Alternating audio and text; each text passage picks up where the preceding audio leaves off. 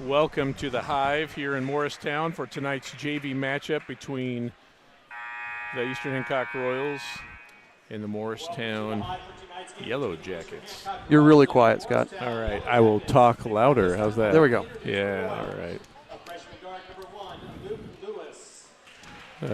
Giving us the starters right now. Luke Lewis, Zach Stevens, Caleb Rutherford, Gavin Jenkins, and Ethan Carter. It's been the starting lineup most of the year.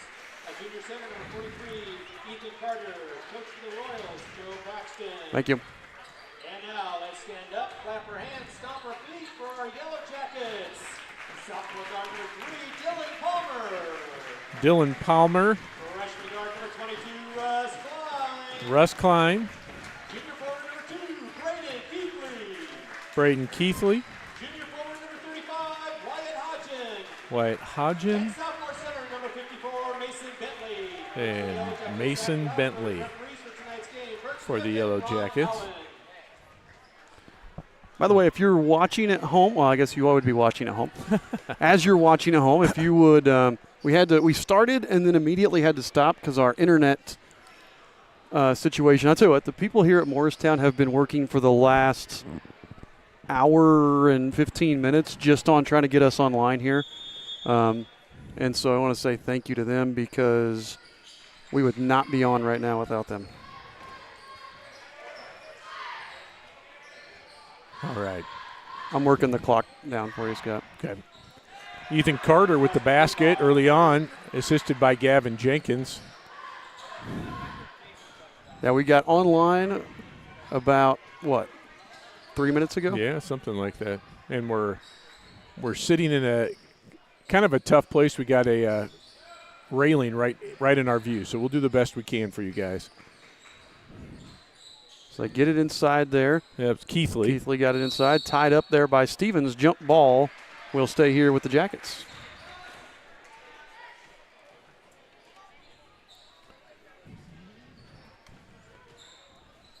So Palmer to inbound. Gets it up top. Klein shuffled the feet, and it's going to be Royal ball. So, yeah, tell people the link doesn't look like normal. It's just like a picture of the school if you look on YouTube is all you're going to see. You're not going to see the normal Eastern Hancock Morristown graphic because we had to start and immediately restart our stream. Stevens in the corner, back out to Rutherford.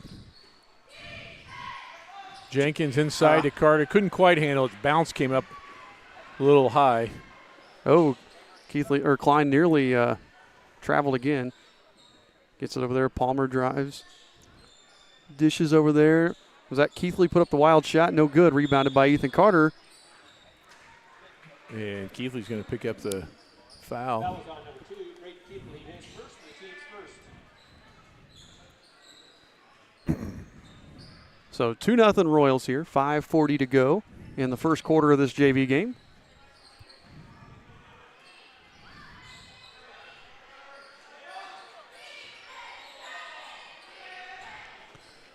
Stevens thought about the corner three.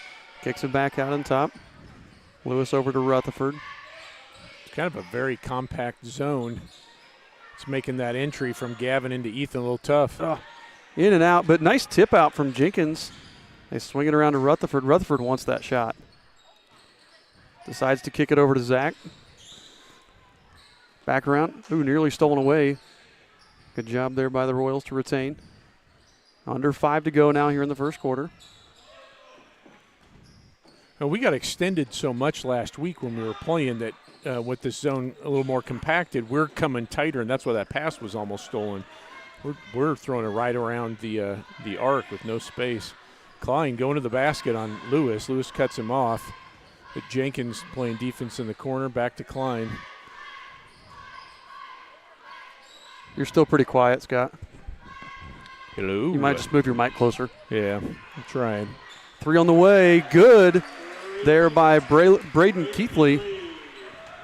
Gives the Jackets now a 1-point lead. 3-2 here early on in this first quarter.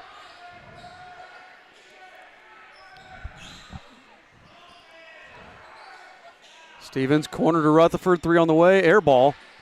Tipped around and Knocked out of bounds. It's going to be Yellow Jacket ball here. That was a nice save. The Morristown player in the air threw it off an Eastern guy who was standing out of bounds. So 3 minutes gone here in the first quarter. Morristown leads 3-2 here in the JV game. Drive there by Hodgen. Take by Keithley, or was that, no, it wasn't Keithley, that was Palmer. That was on number 43, Ethan Carter. His first Carter foul. picks up his first.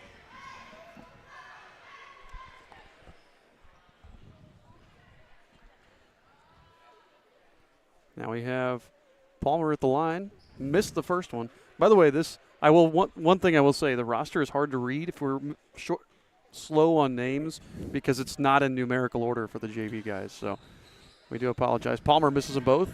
Jenkins with another rebound. Up ahead to Lewis now.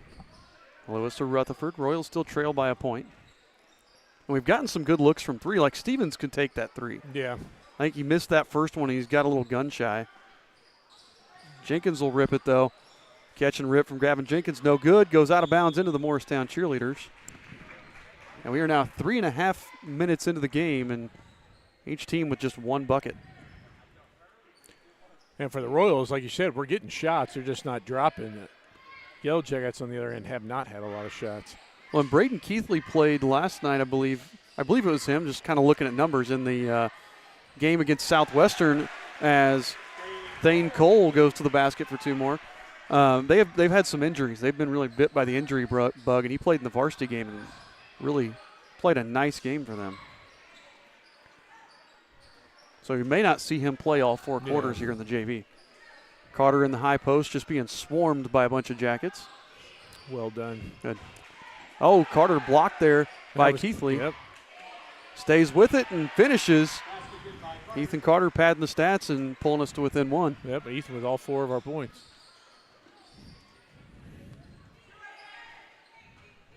We've got to hit something from outside. Yes, we do.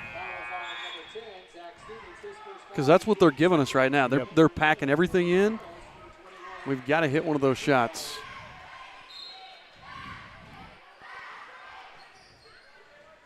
Brennan Trueblood checked in for the Royals at that last break. Brennan had a heck of a game last week. You're still really quiet for some reason. I don't know if it's maybe your mic. Long two there by Thane Cole.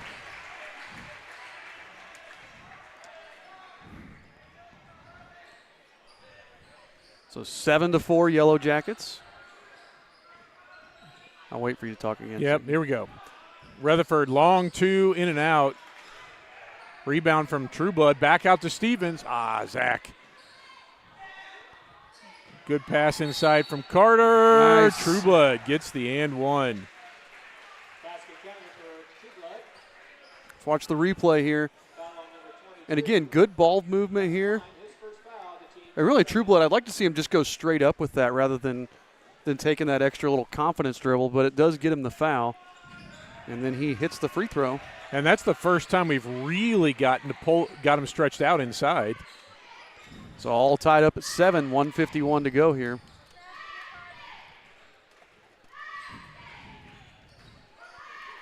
Little turnaround there.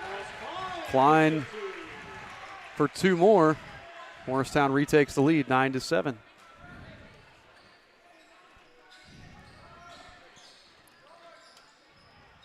There's Rutherford, gets down in the corner. We got to swing it quick, giving him a chance to reset. Which is exactly, we moved the ball as Trueblood pulls up. Nice. How about Trueblood and Carter with all of our points right now, the two big guys. Klein drives, gets cut off. Earlier this week against Riverside, we moved the ball incredibly well for the JV.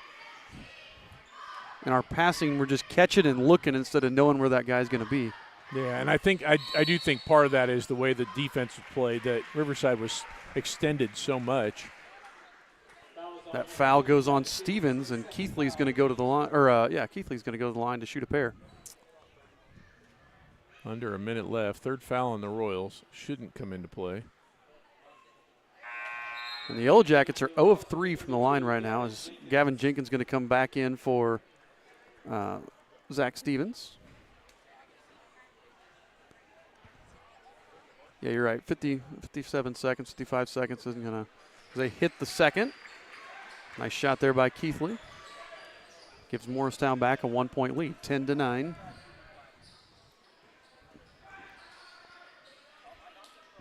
Rutherford to Lewis. Gets it into Trueblood. Throws it away, trying to go into Carter. And then Jenkins with the foul from behind. That's our fourth. And that time Brennan didn't – I mean, there was no defenders between Brennan and Ethan. He could have taken that shot the way that they were set up. That was almost, hey, my next pass is down at the low post. That's what I was getting ready to say is he should have just turned and shot that. Yeah. We're just used to having a guy in the way, and it's – we'll see. Get this first quarter to get a feel for how they're playing. Under 30 to play here in the first quarter. Well, good recovery from Carter. Cole had gotten open on the baseline. Keith drives. Oh, he nearly lost the handle, but slides it over to Cole. Good defense there from the Royals. 15.8 seconds on the clock. Eastern's going to get a chance to take the lead going into the second quarter.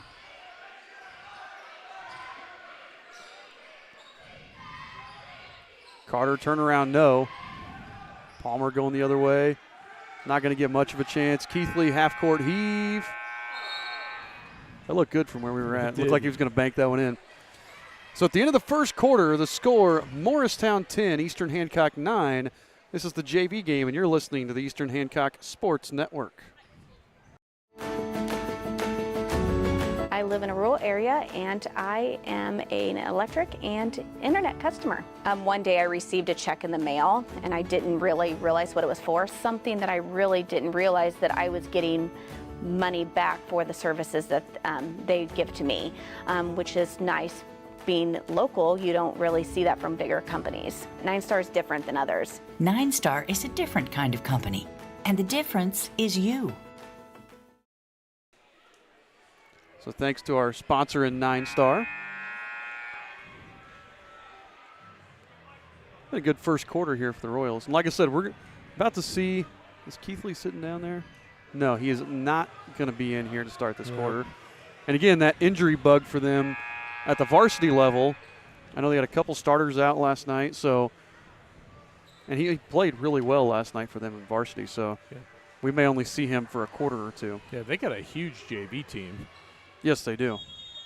Now, I'm guessing they probably, I don't know if they have a freshman team like we do or not. Or Well, I don't know how they do have a freshman team because they played our they played our team. So maybe they just dress everybody varsity. Could be. Instant steal there. That was Mason Bentley with the steal. Keith going the other way. Nobody stopped him. Nope. Nice play by him. That was not good defense. No, we just didn't get back, and Coach Paxton has the grimace on his face. The Bear Bryant grimace. Yeah. Nice offensive board there by Carter. Jenkins way off. But again, we keep getting offensive rebounds. Kick out. One more. I'll tell you what, they're packing this defense in, but they are quick to get back out there. This Morristown team is moving quickly. Deep three from Miles Winnan, no good. Again, Trueblood skies for the rebound.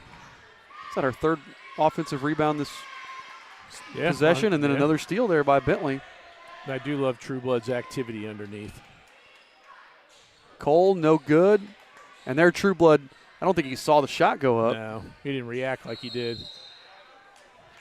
And there's going to be a travel. There we go. That's what we need. So Eastern Hancock trails by 3. Yellow Jackets are going to take a timeout. Coach Zach Loudenberg wants to talk it over with his team, and we'll be right back after a word from these sponsors. I'm Mason Gillis, sixth man for the Big Ten champion Purdue Boilermakers. 9 Star has blazing fast internet. A call to 9 Star for high-speed internet is a slam dunk. 9 Star is a different kind of company, and the difference is you.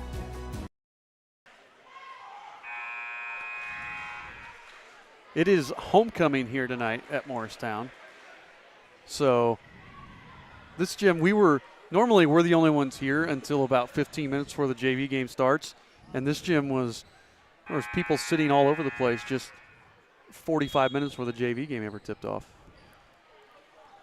So it's going to be a good crowd. I don't think we're going to have any Morristown fans watching tonight because I think they're all going to be here. It's just one of those you close the town down, right? So go ahead. I was going to say, except for people at the Bluebird and Copper Kettle. Jenkins to Winnan. Back over here, Rutherford gets a clean look for three, leaves it short, but Jenkins with another offensive rebound. Oh, and he traveled with it. Yeah, it was good effort. The offensive rebounding may save our bacon if we could convert. That's because you're right. Morristown's defense is recovering quick. Now Eastern going into a trap here. You don't see this a lot from Coach Paxton's teams, but I'm wondering because of a couple travels here if they're going to try to pressure the issue. Oh, I think we could have just taken a charge if we had posted up, but we didn't. It's going to go out of bounds off of Carter's fingertips.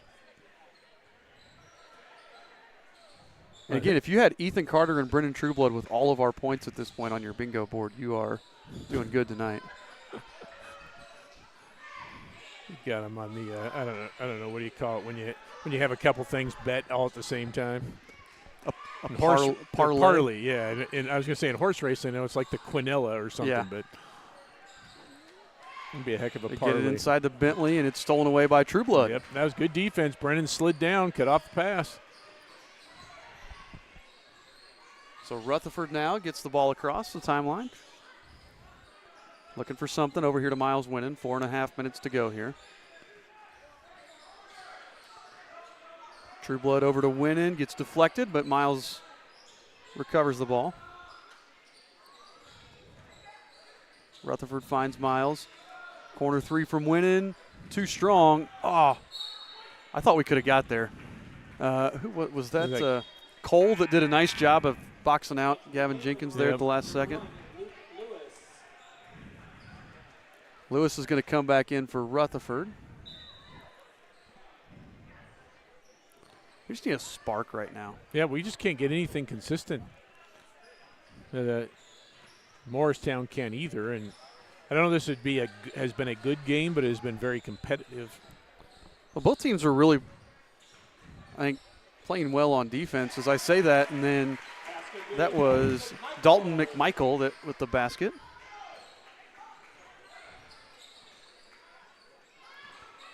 Oh, we got to swing it quicker. Trueblood with the little 8-foot floater. No. Tapped up there by Carter. And walk. Yep, there we go. Going to get Palmer called for the carry, or for the walk with it. We apologize for our clock. We're used to usually have a picture-in-picture clock, but where we're set up, we can't set up another tripod. So that's why we're controlling it manually. So it's going to be off a lot because we're not used to doing it. Carter turnaround. Oh, yeah. All the way around and in. Ethan Carter, he's got 6. Yep. That was a pretty entry pass and a nice soft bank shot for Ethan. Keith in the corner drives. Lewis does a nice job stopping his progress there, knocks it out of bounds, and it'll stay here with the Jackets.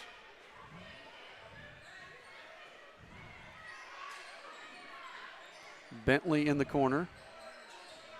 Kicks it. And I don't think that was not over and back. Let's go to the replay there. Yeah, because it's not where the ball is. Well, our cameraman didn't turn the camera, so it's what you get when you pay them nothing. Yep. Kidding. Actually, our another turnover there. Our camera operators this year have been magnificent. For having, it's not like we have grown adults who are getting paid to do it. It's been middle schoolers or a couple of high schoolers for some of the girls' games, and they do a tremendous job. They really they don't get any shout out. They don't get any recognition. It's actually Luke Manship here tonight. He does a great job, and Cash Poindexter does it a lot. Yep. Those guys. Who else do we have that does? Gavin Schultz occasionally is up here. Yeah. Noah Maddox and Maverick Burke. It's a group of our 8th grade basketball players. So they do a fantastic job. Give them a shout out for everything that they do. Yeah, They set up the cameras. They run all the extension cords. They do a lot of stuff that goes behind the scenes that nobody notices, especially because they're not sitting on the bench or right behind the bench. Right. They're up here with us. We're going to have to break in a whole new group next year, though. I know. So here's McMichael. Oh, I thought he was going to lose the handle on it, but he recovers it. Finds Keith in the corner. Keith poked away. I love Lewis's hustle there, but then Bentley out-hustles everybody at the corner. And right now, we look like the team that played a game last night. Yep. We don't have that extra bounce in our step as Bentley gets to the rim, misses it. Good rebound there by Ethan Carter. Yeah, they caught us out of our rotation and couldn't take advantage. Miles in the corner. Too strong. Trueblood's going to tip that one out of bounds. And the thing is, we're a three-point shooting team that can't find the range tonight. Nope. And it's kind of been the story of this team. This JV team is 12-6 on the year. And when the threes are falling, we're borderline unbeatable. Yep. I think we've only lost one game where we shot well, and that was New Pal, who was just a better team that night than we were. So another travel there is going to give the ball back to the Royals. Luke got a shout out from Troy Hirschman, our trainer. Nice. Thanks, Troy.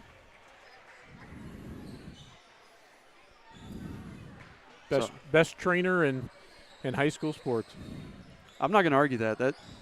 There's been some injuries we've had in football that I thought there's no way this kid is going to come back soon. Troy has had them back and going in no time. Trueblood with another putback. Gets us down to a 1-point deficit. 1.5 minutes to go here in the first half of the JV game. Was that Trueblood with 7 and Carter with 6? Yes. I mean, they're still the only two that have scored. Yep. He's swinging around. Palmer on the left wing. Palmer drives by Jenkins. Finds McMichael in the corner. McMichael misses Carter with the rebound and the foul on, who is that? I can't tell. Thane Cole. His first, team's first. Foul is on number 42, Thane Cole. Speaking of McMichael, did I see where Steve McMichael Yes, he just did. got picked for the Hall of Fame? Yep, Mongo. And he has ALS. I didn't realize that. I was reading about that. The Bears great. And a member of the Four Horsemen when he was a pro wrestler. Not the Four Horsemen of Notre Dame No. or the Four Horsemen of the Apocalypse. No. Although I think they thought they were because it was Ric Flair and some other guys. So, you know. Oh, nice wraparound pass. Woo! And it's Jenkins to Carter. Carter again. Ethan Carter is going off tonight. It's like thermal runaway here. It's just like he is going off, having himself a night. Gives the Royals the lead, too. The other Bear that made the Hall of Fame, or pretty much exclusively, or Julius Peppers made it, but he played for the Bears, I think, for a year. Devin Hester, maybe the first kind of return-only guy. I believe he is in the Hall first of Fame. So, return-only and guy. if you were a Bears fan in the late 90s and early 2000s, guy was electric. In fact, opened the Super Bowl, I think, didn't he, with a kickoff return, and then that was the last good thing the Bears did against the Colts. So, because then Rex Grossman had to play. It's also the pride of Indiana. I thought Curtis Painter was the pride of Indiana. He might have been. You ask the Purdue people if they. Well, he was from Vincennes. Yeah, I'm just saying. Ask the Steal Purdue there people by if Luke they like Lewis. him. There Lays it we up. oh. Can't get it to fall. Rebound to Singh. Keith going the other way. And, I thought he traveled, but he Yep. kicks it out to Palmer. 14 seconds on the clock here. They're going to try to hold for the last shot. No, they're not. Keith's going to pull the trigger. In and out. Rutherford with the rebound. And we got time here. Caleb can get a shot off here, too. Half-court heave. Oh! That was the closest we've been on a three-pointer all night. Yep, absolutely. And at the halftime break, the score, Eastern Hancock 15, Morristown 14. Ethan Carter has 8, Brendan Trueblood 7, and nobody else has scored for the Royals tonight. Been that kind of night. It has been that kind of night. So we're going to take a break here, step away for halftime, and we'll be back after a word from our friends at Dave's Express Care Car Wash. Looking to give your car that sparkling clean shine it deserves? Look no further than Dave's Express Care Car Wash. Conveniently located at 1749 West Main Street in Greenfield, Dave's Express is your family-owned and operated car wash destination. Choose from our wide range of wash packages. And while your car gets pampered, you can indulge your taste buds at Dave's Express Grill. Have a bite of the world-famous Super Tenderloin Sandwich. Dave's Express Care Car Wash, where exceptional service meets unbeatable value. Experience the difference today.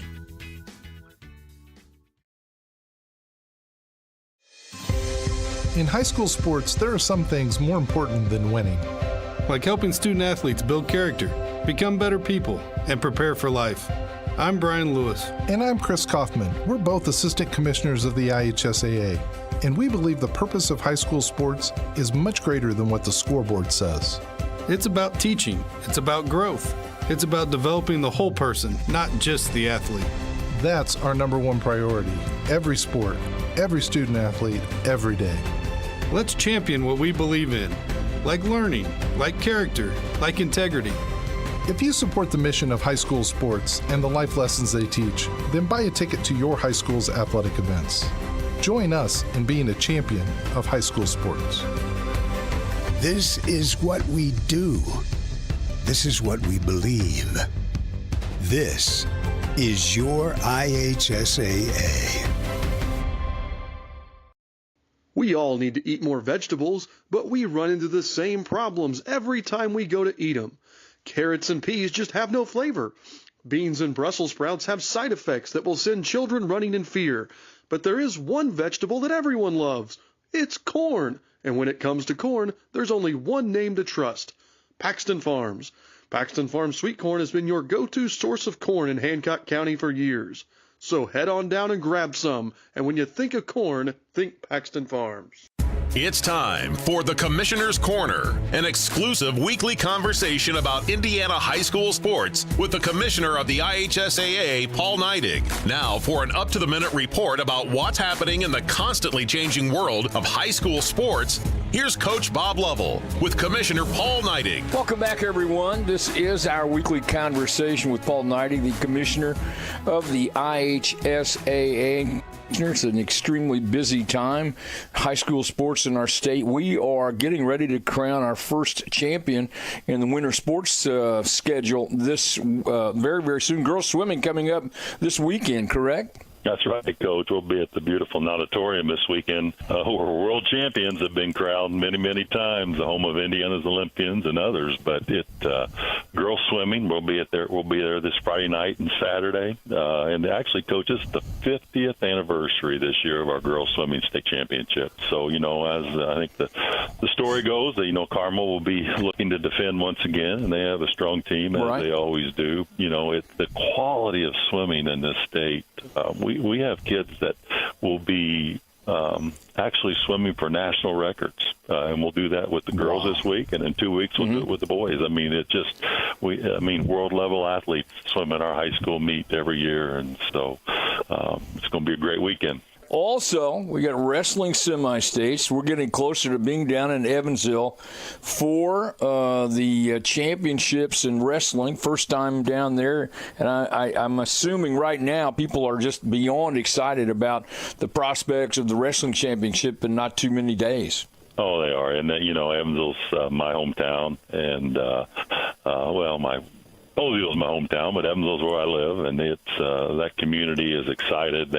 They're throwing out they've got keys to the city and the red carpet, and the shuttle bus is warmed up to put a great show on for the people that'll be visiting Evansville. Many people will be getting there for the first time, and the Ford Center will be an exciting place because we anticipate sellouts for all sessions, and again, the quality of wrestling is really strong, and Evansville is ready to host. I know they've been working hard, and they're prepared to put their best foot forward as we show up there in 2 weeks. Regionals and girls basketball coming up, and as we're talking about championships, we're also talking about pairing shows. The boys pairing show will come up on the 19th of February, and this weekend, the semi-state pairing show coming up on IHSAATV.org. Tell me about the pairing show coming up for the girls semi-states. Yeah, Coach, it's something new that we started last year. And, we had a slight tournament change, and it was met with, I think, a lot of success. But on Sunday at 2 o'clock, we're going to have a draw show for the semi-state pairing. So we'll hit all of our venues around the state, and we'll let people know who's playing in the 1A South and the 2A South and the subsequent tournaments in the North, and then we're going to lay out the day across this state for how our semi-state's going to be, and it's adds a level of excitement. Another pairing show for our participants to tune into, and Greg Rakestraw will break the brackets down as he can, and we'll talk about the tournament and the march towards Gamebridge Fieldhouse, home of the Fever and the Pacers. We had a great weekend last week with the sectional championships. I'm assuming from your standpoint it was a successful beginning to a great tournament. It was. We had great crowds. I mean, our staff was across the state attending those games, and I watched several on IHSA TV, and the crowds were just phenomenal. And I'm always thankful that community still matters, and people want to get out and support their local teams as they always have, and they're still out there doing it in great fashion in this state. Don't forget, everyone, get out and support your student athletes in your community. We have girls swimming at the natatorium this weekend, wrestling semi-states going on around the state, the pairing show for the girls tournament, semi-state pairing show, 2 o'clock on Sunday, and the boys pairing show, boys basketball championship pairing show coming up on the 19th of February. Commissioner, thank you so much for all you do. Thanks for taking time. Enjoy the busy weekend, and we'll look forward to our conversation next week. Absolutely, Coach, and you have a great week, and we'll talk soon. Thanks for listening to The Commissioner's Corner with IHSAA Commissioner Paul Neidig and Coach Bob Lovell. And thank you for your continued support of the high schools in your community. One thing I love about Nine Star is seeing how much this cooperative gives back to our community. They are always sponsoring and supporting our youth organizations. This is a huge part of our community and makes it a great place where we live. I encourage everybody to realize what an asset this Nine Star cooperative is. They give back, and they have so much to offer. Nine Star is a different kind of company, and the difference is you. Not everyone can be a champion in high school sports, but everyone can be a champion of high school sports. That's right. Fans and parents can be champions. Coaches and officials, educators, and the media can all be champions of high school sports. I'm Paul Neidig, Commissioner of the IHSAA. And I'm Assistant Commissioner Janie Ulmer. Being a champion of high school sports is about so much more than winning and losing, setting records, or raising trophies. It's about supporting the mission of education-based athletics, preserving the opportunity for student athletes to grow and develop in the second classroom, and to protect high school sports for future generations to come. Champions of high school sports are just one of the many reasons that education-based athletics in Indiana are so special. And the easiest way to be a champion is by buying a ticket to your high school's athletic event. This is showing support. This is championing high school sports. This is your IHSAA.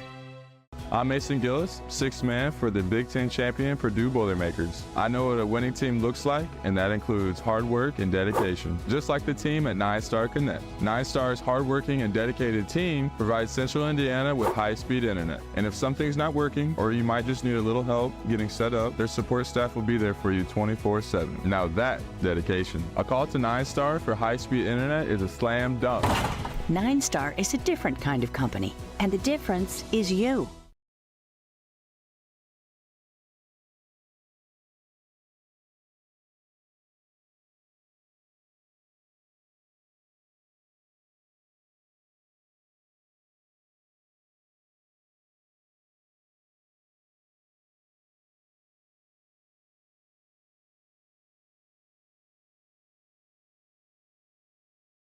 All righty, folks, we're back here, getting ready to start the third quarter of this JV game.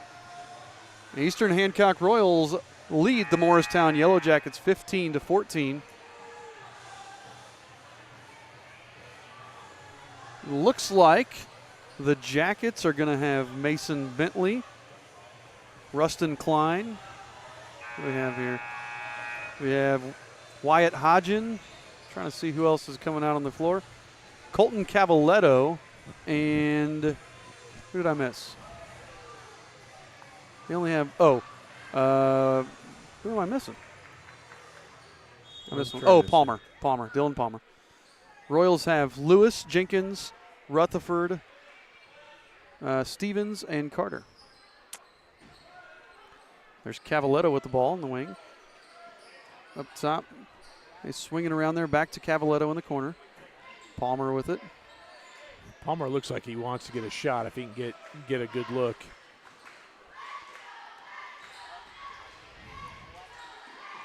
Cavaletto has it poked away by Carter, but regains it. Hodgen drives. Back over here to Klein. Klein gets through somehow, scoops it, just trying to draw the foul, doesn't get it. Stevens corrals it, but again, I didn't feel like we were hustling to that ball like we normally do. No, and that was a wild sequence for both teams, very sloppy. So Rutherford over to Lewis. Into Carter. No good. Palmer with the rebound. This 3-2 zone has been giving us some fits here. Cavaletto drives, tries the reverse layup. No good. Jenkins with the rebound, and we're off and running. Oh, that was a good pass. Up ahead to Lewis. Can't get the roll. Tipped around. Lewis corrals it. Finds Rutherford. Best look he's had all night. Buries it. And as we're a minute and a half into the third quarter, we have the first points that didn't come from Carter or Trueblood for the Royals. Just trying to think the last time Eastern Hancock would have had nothing from the perimeter players in a half. I think we've had a varsity game with that this year. Yeah, I guess I could see that. Because we had some games we only hit 2 as Bentley goes up and in for 2 more. Yeah, I can see that. 18-16 Royals. Stevens in the corner, back to Lewis. Over to Rutherford. Lewis to Jenkins, back out to Rutherford. His pass stolen away, and Palmer then loses it. Stevens just kind of ran in front of him, and Palmer lost the handle on it. I forgot to take my minute off. What are you doing? I'm trying to run the clock down.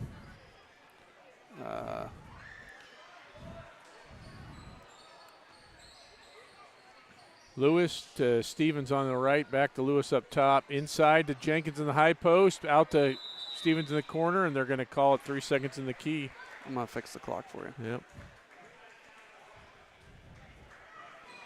And it'll be yellow jacket ball. Again, both teams, it's a competitive game, but neither team really playing clean.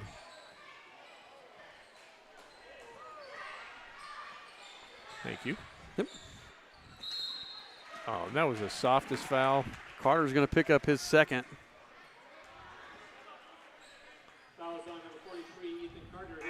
Team's first. Trueblood's going to come in for Carter.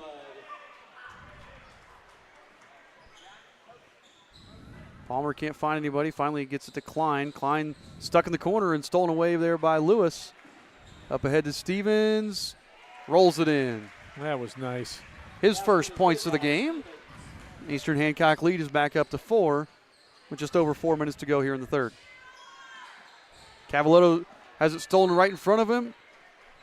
And then a foul there by Wyatt Hodgen as Zach Stevens with that steal. Wenning getting set to check in. He'll come in for Jenkins.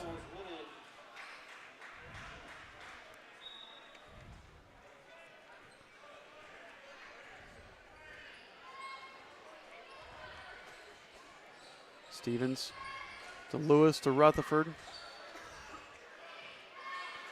Finds Miles, back to Caleb, deep 3 from Rutherford, and he got it. Timeout there from Coach Loudenberg and the Jackets as Eastern Hancock has gone on a run here to start the second half, and they now lead 23-16. You're listening to the Eastern Hancock Sports Network.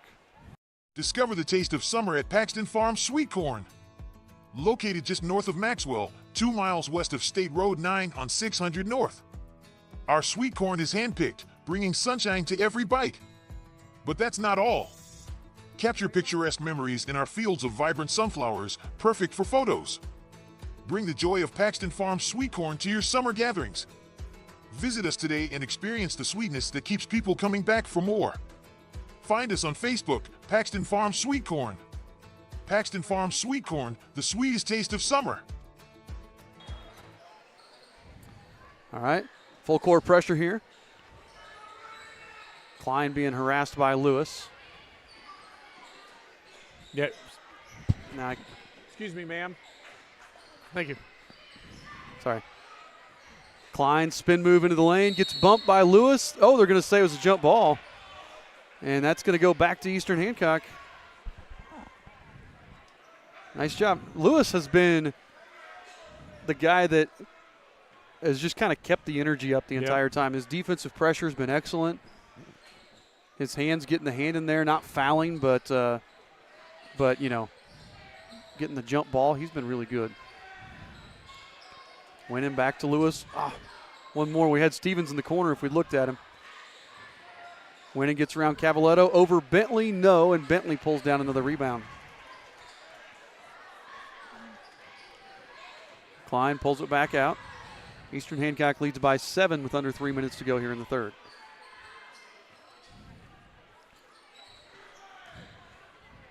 Cavaletto to Klein. Hey, good defense from Caleb. Klein with the scoop shot. Oh, winning with the block and the recovery. Yeah, and that's the second time we've seen Klein kind of take a wild shot. We have here. We're going to get a technical foul. I think just tech or a warning?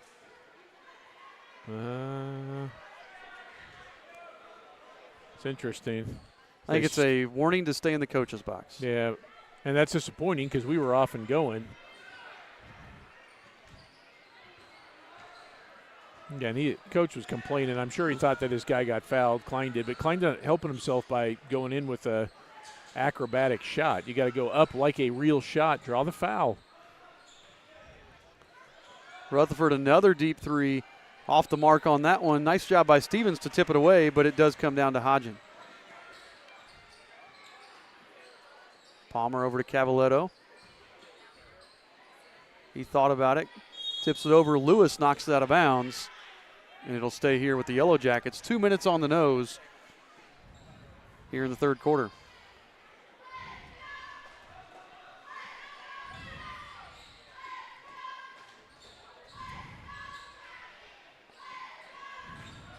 Out there, Hodgen's being harassed by Winnan. They finally get it up to Klein.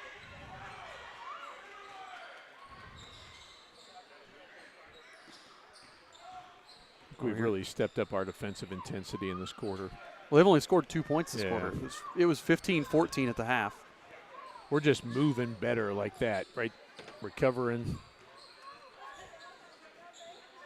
We just kind of looked kind of lackadaisical there in the first half. Another foul. It's going to be on Rutherford. Foul is on number 11, Caleb Rutherford. His first foul, the team's second. Kick. Oh, they didn't call the kick. They're just going to say it went into the hands of Stevens. Lewis, deep three, another air ball there, but Miles Winnan right there for the rebound. He puts it back up, and he's going to draw the foul. Miles Winnan will go to the line to shoot two.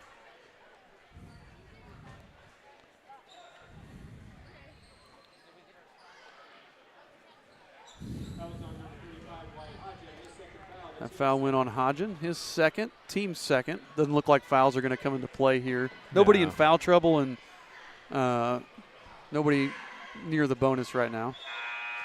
Miles too strong. Miles having a rough night shooting-wise. Lexi Singh and Thane Cole checking into the game.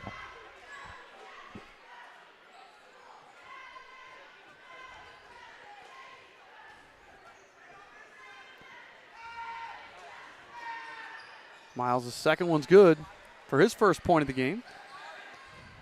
Eastern now leads by 8. Cole lost the ball. Trueblood kind of bodied him, but Cole just lost it out of bounds. I think they got a legitimate beef on that one. I thought he fouled him. Lewis to Stevens.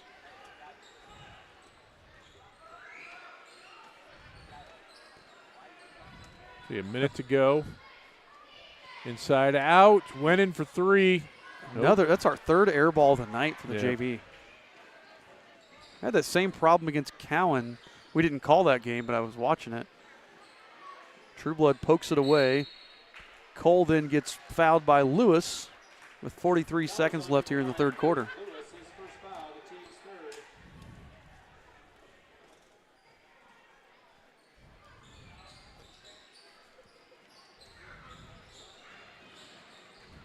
Yeah, this particular lineup of Yellow Jackets this quarter really struggled to try to get good shots off. Klein's had a few, but they haven't been quality. As he's got his pocket picked by Winnan. Winnan going the other way, gets it to Stevens. 22 seconds left here in the third.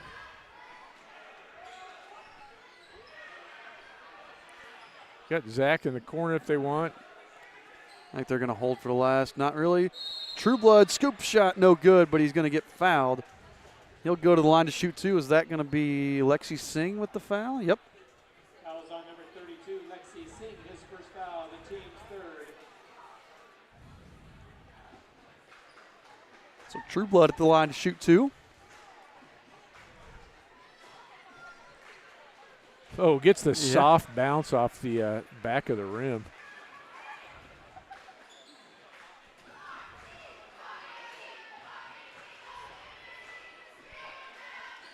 Second one's no good.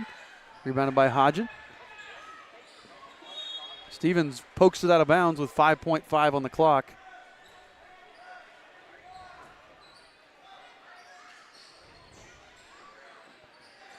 Hodgen to Klein.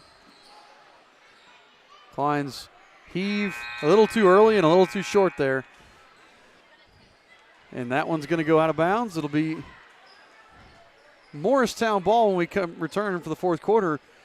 At the end of the third, Eastern Hancock leads 25-16. You're listening to the Eastern Hancock Sports Network. Are you guys ready for prom? Yeah, I am. Are you going for prom royalty? Yeah, I'm going to try and win this year. Yeah, I'm super excited. Reagan, look out!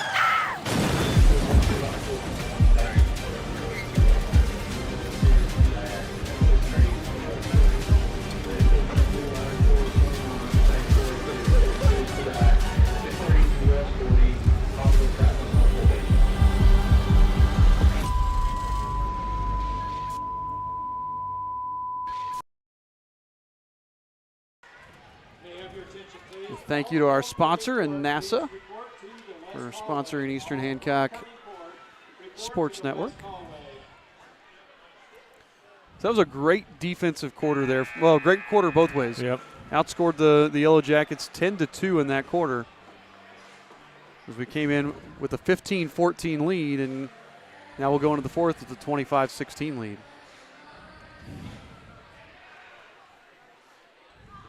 The Yellow Jacket ball here to start.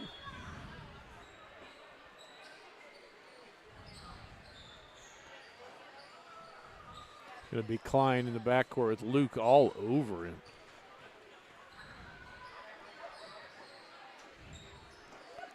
Drives, gets over to Cole.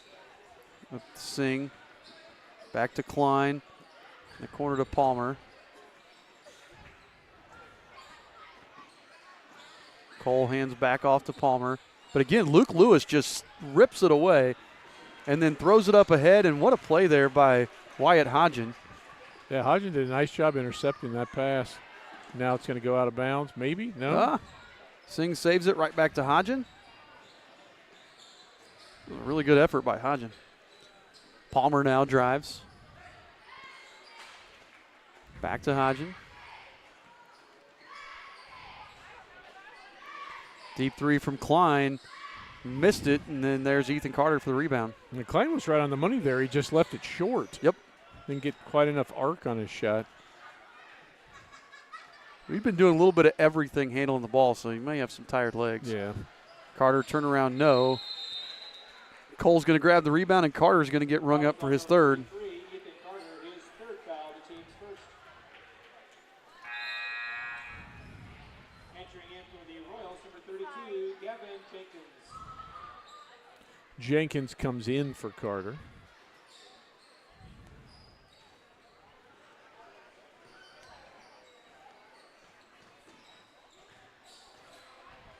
Man, Luke is harassing Klein. Yeah, Klein's just having to work ridiculously hard as Cole lost it out of bounds. He's having to work ridiculously hard just to get the ball across half court. Yep. Entering in for the Jackets, number 54, Mason Bentley. I feel like we're sitting in Grand Central Station right now. Well, and since it's homecoming, there's all the fancy dresses. Yeah. I'm like, you're right. We've got a lot of traffic here in front of us. Stevens, corner three, buries it. Zach Stevens puts us on top by double figures, first double figure lead of the game. And there they're going to call Lewis a little too much contact now from Luke. That was on number 1. Lewis, his second foul, the team's second. 5 minutes, 11 seconds left here.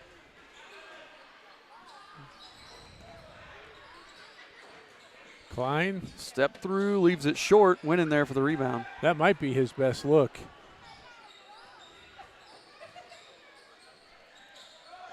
Every time I want to make it go down, it's changing it.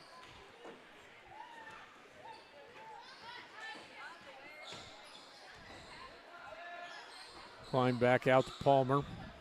Back to Klein on the wing.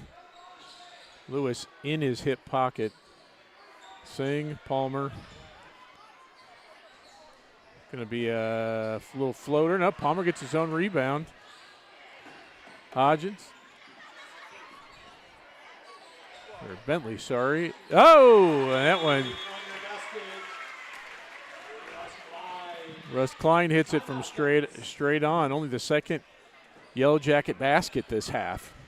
And then they call an immediate timeout. I'm wondering if they're going to set up a press. Probably. It's only a 9-point lead. I'm going to fix something here. Yep. If that's okay.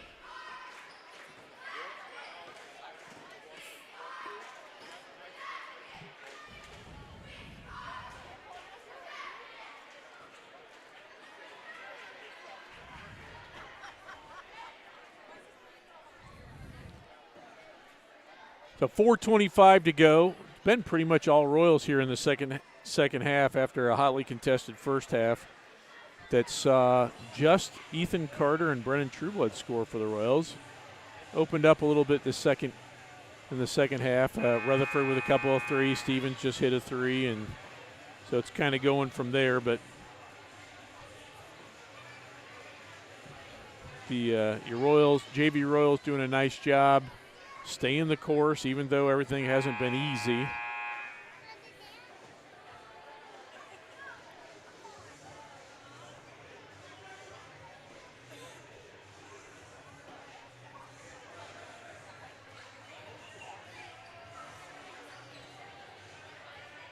Okay, now try adjusting your clock down. Hey! Technical difficulties, folks. Yeah, that's the story of our night tonight. And there is the press. Royals don't have any problem with it. Brennan probably could have gone to the basket if he had really wanted to.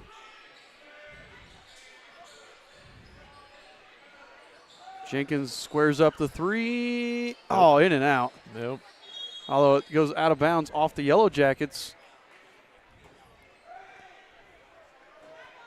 4:05 to go here in the final period of this JV game. Eastern Hancock leads by 9.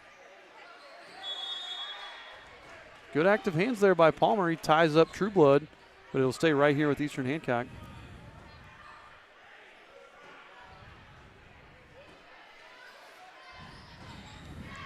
I see a lot of instruments coming up here now. I'm seeing some brass and woodwind instruments, and I'm wondering if we're going to be sitting in the band. I don't know. Well, no, we're going to be sitting adjacent to the band. Why don't we join the band? Yeah, we could. Played clarinet a little bit in my younger days. Yeah, I think the band is going to be in the next section over from us. We got moved up due to all of our pregame technical difficulties. Yep. So. And it looks like it might be an alumni band. I thought that was a young man with an excellent beard, but yeah, so you're probably your guess is probably more likely. I can't tell you what's going on right now. No, there's basketball being played, But we have people just standing in front of us. Well, they're trying to get their trombones and sousaphones to the correct location. Yeah, I'm talking about the other group that's standing in front. Well, they're trying to let the trombones go by. So we'll get back to telling you what's happening here in a minute. Hey, it's Royals ball. Caleb Rutherford up there on the top. Also seems to be a case of the black and yellow pox. Some of these students. Thought we eradicated that after the Middle Ages, but with the face paint, it's made its way back. Okay, so we're at that part of the game. I'm looking at the student section. They got a nice student section going. Morristown, not a real big school, but I can't figure out what the theme is. There's some of them wearing black. I see a few wearing I thought it was Royals students. They're wearing some blue Royal There's blue a bunch shirts. When I was kind of driving around town when I got here. I always do that. If I get to a place early, I drive around town a little bit. Foul there by Stevens. And I saw a ton of kids walking around on the sidewalks and playing basketball, all wearing blue shirts. And I was like, what is going on? And I see a bunch of Morristown students in blue shirts. So I don't know what the theme is there. The other thing is there are 3 kids, two wearing construction vests, but 3 of them wearing double bubble gum buckets on their heads. So I'm not sure if that's like a lot of theme days during homecoming week. So I'm not sure if that was part of it or what. But Trueblood got the steal and the layup, and then he got the foul. Yeah, it was a nice finish. Trueblood will go to the line to shoot 1. Trueblood had a heck of a game tonight. No good, out of bounds to the Jackets. And we'll blame Stevens for that one. Going to have a guitar in the band. Guitar just walked by us. That always makes it. Yeah. But if you're going to play in Texas, you got to have a fiddle in the band. Well, good thing we're not in Texas. 2:25 to go here. Klein's pass is stolen away. Another steal by Trueblood. Eastern by 11. I'll slow things down here and make Morristown come out and guard us. Yeah, Royal's been firmly in control since a couple minutes into the second half here and not showing any signs of letting up. Klein with the foul. And that's going to be, I think, is that the third foul? Or I don't know. Looks if they like updated it. Second team foul. Yeah. Second on Klein. If the scoreboard here in the gym is correct. So I think if my information is correct, Klein's mom is the girls basketball coach here at Morristown. Small world. Yep.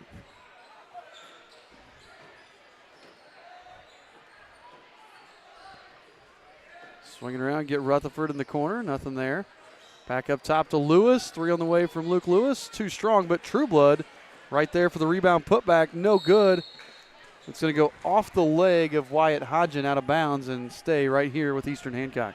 So unofficially, I have Trueblood for a bushel of rebounds with a couple of steals. And, well, he's got to have 8 or 10 points.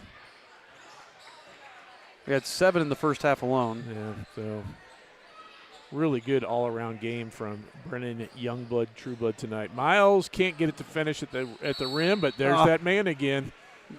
Trueblood ties up Cole, and that's going to give the ball back to the Yellow Jackets, but his relentlessness has been just unquestioned tonight. He has been probably the difference maker there early on. He kept us in this game, and then he has been fantastic here throughout.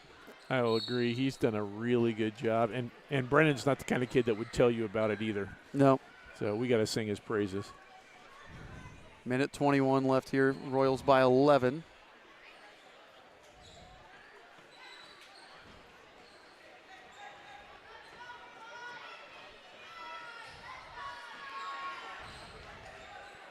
Klein gets cut off, gets it over there to Palmer. Palmer gets it over. Shot's no good by Hodgen. Singh can't get it. Trueblood with another rebound. They're going to check with Caleb. Some of the students around us oohed and awed when Caleb went down, but Honestly, he caught his foot on somebody. He didn't get juked and fall over. Lewis to Trueblood. Back to Lewis. 50 seconds left here. Singh's going to foul him. Get the hold. Get the drum set through.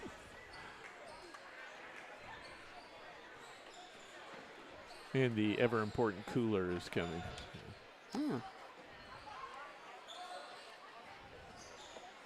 Really glad I taped down all of our cords. Yes, I'm thinking that too. Because I almost didn't.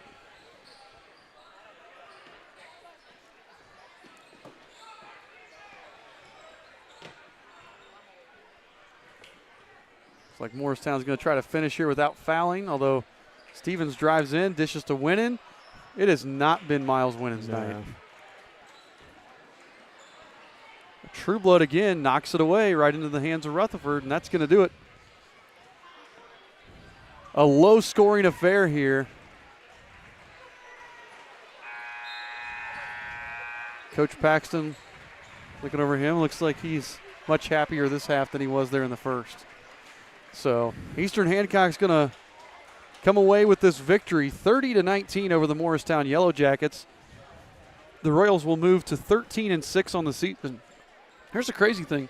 After tonight, they only have 3 more JV games. Yep. They'll be at Blue River and Liberty Christian next week. Those are both on the road. Union Modoc does not have a JV team. And then we'll be at home for senior night against Hagerstown on February 23rd, 22nd. 22nd or 23rd. So with that, Eastern Hancock, as we said, moves on to 13-6 on the season. We're going to step aside between games here, and then we'll be back with the varsity game after it looks like we're going to have some homecoming festivities here maybe between games. I see some gentlemen in shirts and ties down here on the edge of the court. So we'll step aside. We'll be back whenever the game starts. How about that?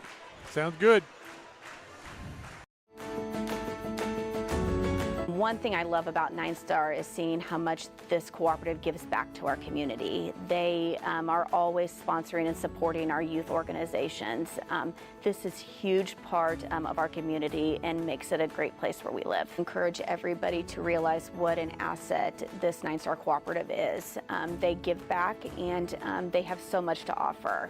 Nine Star is a different kind of company, and the difference is you. Discover the taste of summer at Paxton Farms Sweet Corn. Located just north of Maxwell, 2 miles west of State Road 9 on 600 North. Our sweet corn is handpicked, bringing sunshine to every bite. But that's not all. Capture picturesque memories in our fields of vibrant sunflowers, perfect for photos. Bring the joy of Paxton Farms Sweet Corn to your summer gatherings. Visit us today and experience the sweetness that keeps people coming back for more. Find us on Facebook, Paxton Farms Sweet Corn. Paxton Farms Sweet Corn, the sweetest taste of summer. Some people see a huddle in the locker room. We see a second classroom. Some see a student athlete on the court. We see a future leader in the community. You see, high school sports in Indiana are special. That's because they're about learning and growing, not just winning and losing. Fans, I'm Commissioner Paul Neidig. Support education-based athletics in Indiana by buying a ticket to your high school's next athletic event.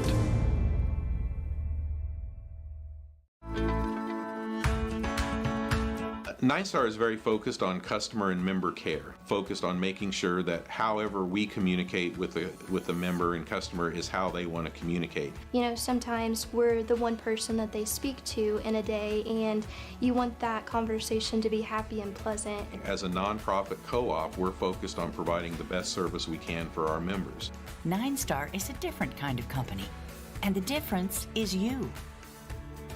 Looking to give your car that sparkling clean shine it deserves? Look no further than Dave's Express Care Car Wash. Conveniently located at 1749 West Main Street in Greenfield, Dave's Express is your family-owned and operated car wash destination. Choose from our wide range of wash packages.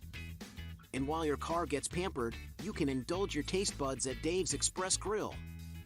have a bite of the world-famous Super Tenderloin Sandwich. Dave's Express Care Car Wash, where exceptional service meets unbeatable value. Experience the difference today. Some see a student athlete working on a shot. We see a powerful lesson in persistence. Some see a student preparing for success on an exam. We see a student athlete preparing for success in life. Proud to keep education in front of athletics since 1903. At 9-Star Connect, we're a different kind of utility.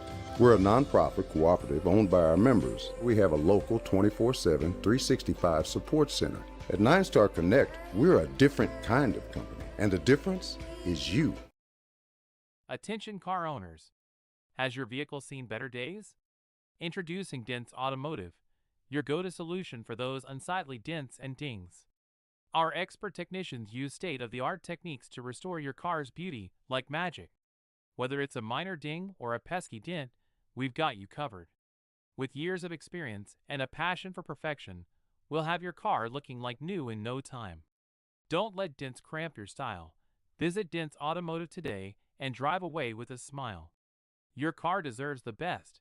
Dents Automotive, where excellence meets restoration. Some see a student athlete working hard in the weight room. We see a future leader learning there are no shortcuts to success. Some see a start to a swim meet. We see the starting blocks for life. Proud to keep education in front of athletics since 1903. At 9-Star Connect, we're committed to delivering dependable and affordable electricity, and we know the best internet service is all about speed and reliability. We deliver both. At 9-Star Connect, we are a different kind of company, and the difference is you. Are you sure we should be driving? Yeah, I only had a little bit. Look out! Whoa!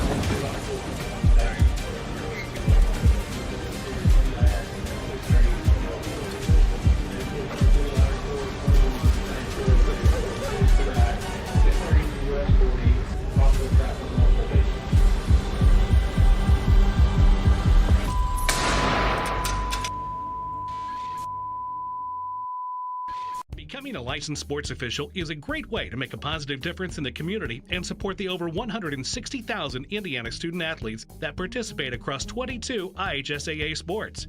Sports officiating allows you to stay connected to the game, become a role model for our young student athletes, earn extra money, and support the patrons and communities of our IHSAA member schools. To learn more about becoming a licensed IHSAA official, log on to ihsaa.org/officials today. When moving into a new home, we ask ourselves questions like, who is the best internet provider in town? Well, have you considered locally owned 9-Star Connect? We've become the fastest, most reliable, and dedicated fiber-to-the-home internet company in central Indiana. Our internet packages have been modified, and we are changing speeds at a more competitive price. So give us a look. Visit us at 9starconnect.com. 9-Star is a different kind of company, and the difference is you. This is your IHSAA. This is your state. This is your high school. This is your athletic association. Fans, I'm IHSA Commissioner Paul Knighty, and we're here to make sure that all of this remains yours. This is your state. This is your community. This is your IHSAA. I live in a rural area and I am an electric and internet customer. One day I received a check in the mail and I didn't really realize what it was for. Something that I really didn't realize, that I was getting money back for the services that they give to me, which is nice. Being local, you don't really see that from bigger companies. 9-Star is different than others. 9-Star is a different kind of company, and the difference is you. Please welcome your Indianapolis Colts! My philosophy is we're going to throw to score points in this league and run to the Zach Moss to the 10. He's at the 5. Touchdown! Another big play for Josh Downs. And he's picked off by the Colts. Puts it outside. Down the far sideline. He's at the 30. And the Colts defense has come up with a stop. You come to Lucas Oil Stadium, you're in for a 60-minute just brawl. And it's going to be some exciting football.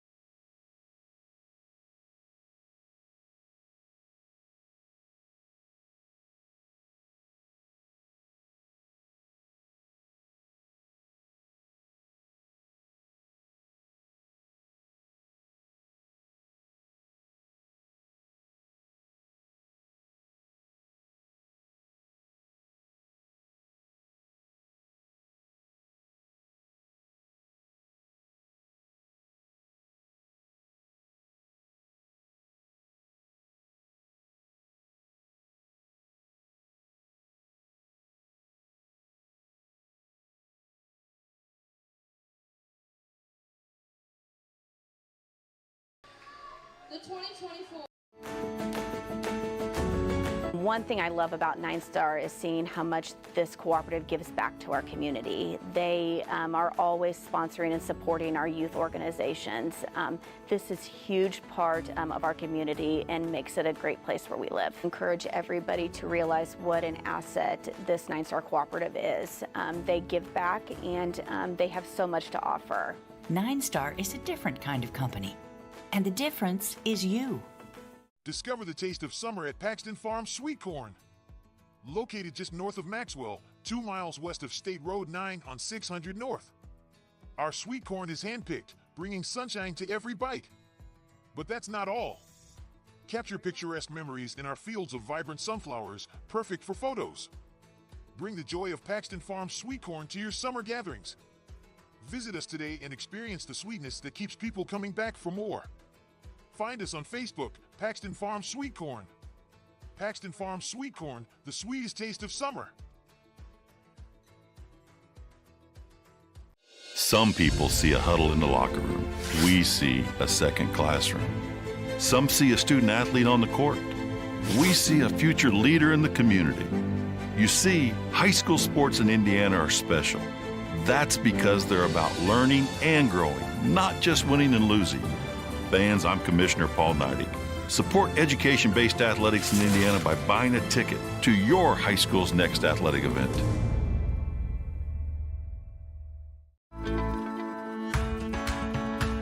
9-Star is very focused on customer and member care, focused on making sure that however we communicate with the member and customer is how they want to communicate. You know, sometimes we're the one person that they speak to in a day, and you want that conversation to be happy and pleasant. As a nonprofit co-op, we're focused on providing the best service we can for our members.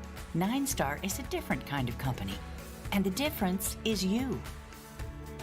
Looking to give your car that sparkling clean shine it deserves? Look no further than Dave's Express Care Car Wash. Conveniently located at 1749 West Main Street in Greenfield, Dave's Express is your family-owned and operated car wash destination. Choose from our wide range of wash packages. And while your car gets pampered, you can indulge your taste buds at Dave's Express Grill. Have a bite of the world-famous Super Tenderloin Sandwich. Dave's Express Care Car Wash, where exceptional service meets unbeatable value. Experience the difference today. Some see a student athlete working on a shot. We see a powerful lesson in persistence. Some see a student preparing for success on an exam. We see a student athlete preparing for success in life. Proud to keep education in front of athletics since 1903. At 9-Star Connect, we're a different kind of utility. We're a nonprofit cooperative owned by our members. We have a local 24/7, 365 support center. At 9-Star Connect, we're a different kind of company, and the difference is you. Attention car owners. Has your vehicle seen better days? Introducing Dents Automotive, your go-to solution for those unsightly dents and dings. Our expert technicians use state-of-the-art techniques to restore your car's beauty like magic. Whether it's a minor ding or a pesky dent, we've got you covered. With years of experience and a passion for perfection, we'll have your car looking like new in no time. Don't let dents cramp your style. Visit Dents Automotive today and drive away with a smile. Your car deserves the best. Dents Automotive, where excellence meets restoration. Some see a student athlete working hard in the weight room.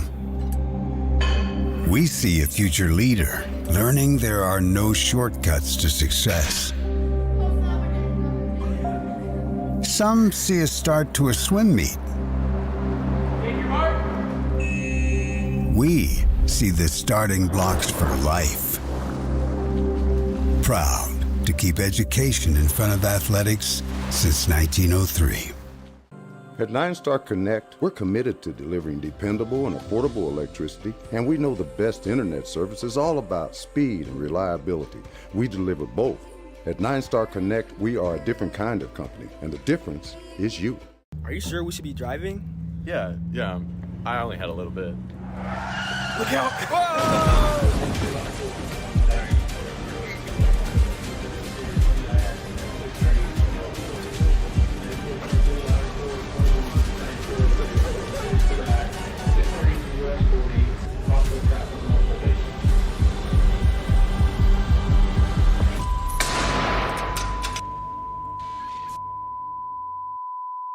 Becoming a licensed sports official is a great way to make a positive difference in the community and support the over 160,000 Indiana student athletes that participate across 22 IHSAA sports.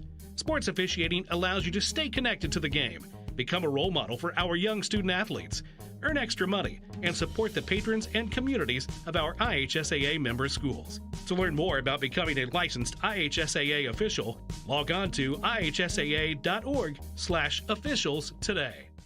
When moving into a new home, we ask ourselves questions like, who is the best internet provider in town? Well, have you considered locally owned 9-Star Connect? We've become the fastest, most reliable, and dedicated fiber-to-the-home internet company in central Indiana. Our internet packages have been modified, and we are changing speeds at a more competitive price. So give us a look.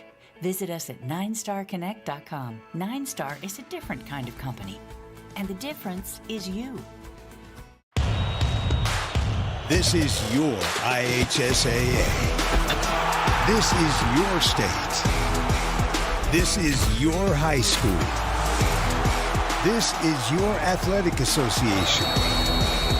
Fans, I'm IHSA Commissioner Paul Knighty, and we're here to make sure that all of this remains yours. This is your state. This is your community. This is your IHSAA. I live in a rural area and I am an electric and internet customer.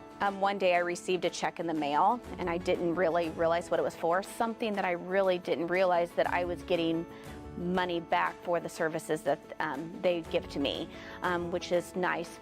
Being local, you don't really see that from bigger companies. 9-Star is different than others. 9-Star is a different kind of company, and the difference is you.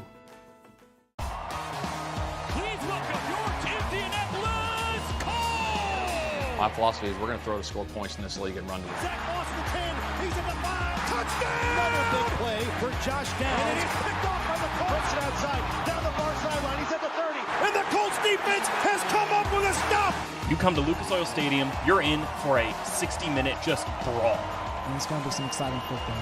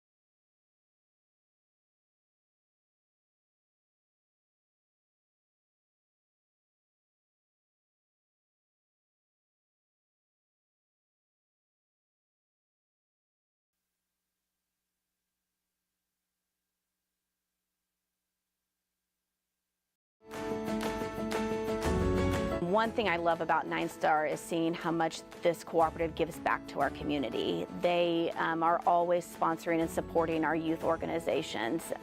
This is a huge part of our community and makes it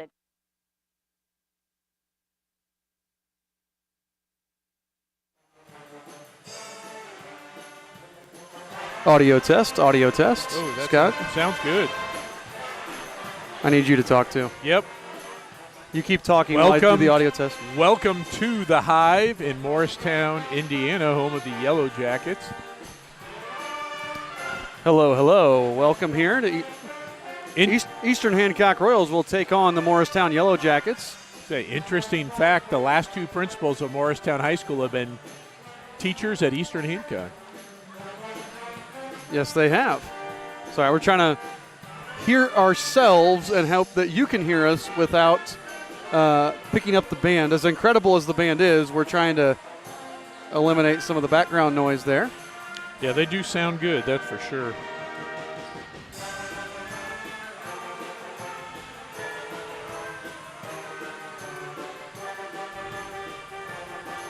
We have about 10 minutes here until starting lineups are introduced. So we're going to step aside for just a moment, and we'll be back after a word from these sponsors. One thing I love about 9-Star is seeing how much this cooperative gives back to our community. They are always sponsoring and supporting our youth organizations. This is a huge part of our community and makes it a great place where we live. Encourage everybody to realize what an asset this 9-Star cooperative is. They give back and they have so much to offer. 9-Star is a different kind of company, and the difference is you. Discover the taste of summer at Paxton Farms Sweet Corn. Located just north of Maxwell, 2 miles west of State Road 9 on 600 North. Our sweet corn is handpicked, bringing sunshine to every bite. But that's not all. Capture picturesque memories in our fields of vibrant sunflowers, perfect for photos. Bring the joy of Paxton Farms Sweet Corn to your summer gatherings. Visit us today and experience the sweetness that keeps people coming back for more. Find us on Facebook, Paxton Farms Sweet Corn. Paxton Farms Sweet Corn, the sweetest taste of summer. Some people see a huddle in the locker room. We see a second classroom. Some see a student athlete on the court. We see a future leader in the community. You see, high school sports in Indiana are special. That's because they're about learning and growing, not just winning and losing. Fans, I'm Commissioner Paul Neidig. Support education-based athletics in Indiana by buying a ticket to your high school's next athletic event.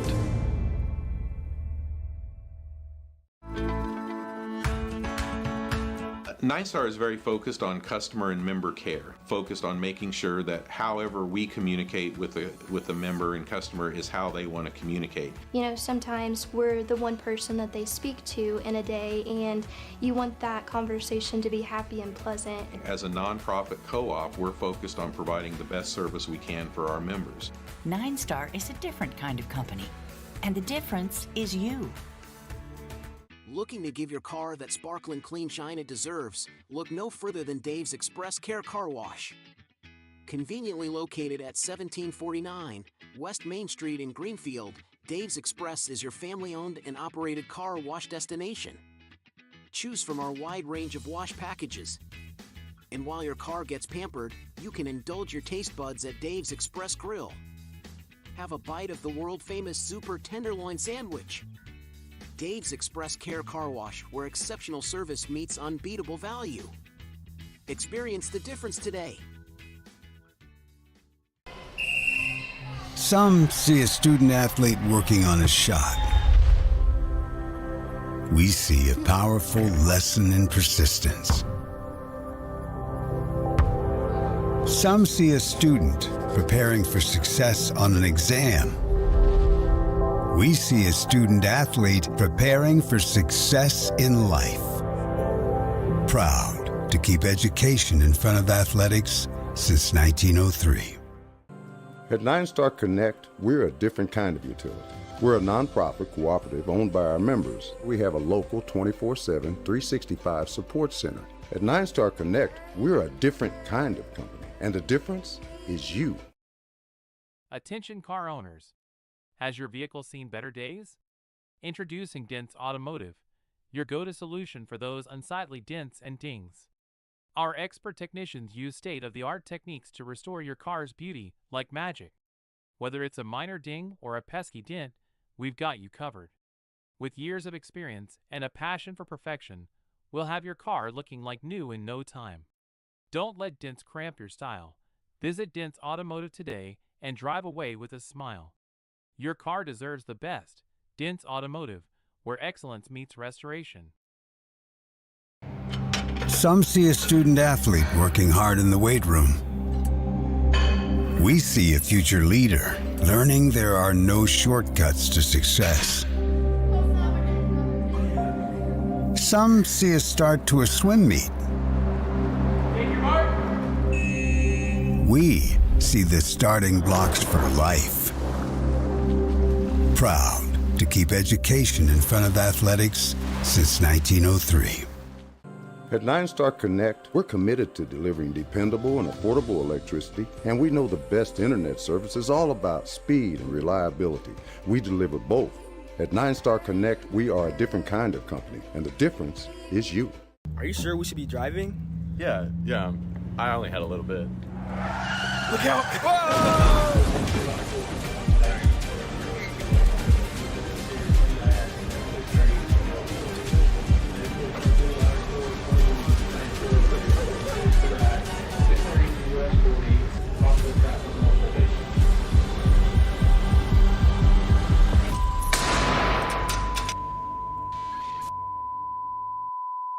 Becoming a licensed sports official is a great way to make a positive difference in the community and support the over 160,000 Indiana student athletes that participate across 22 IHSAA sports.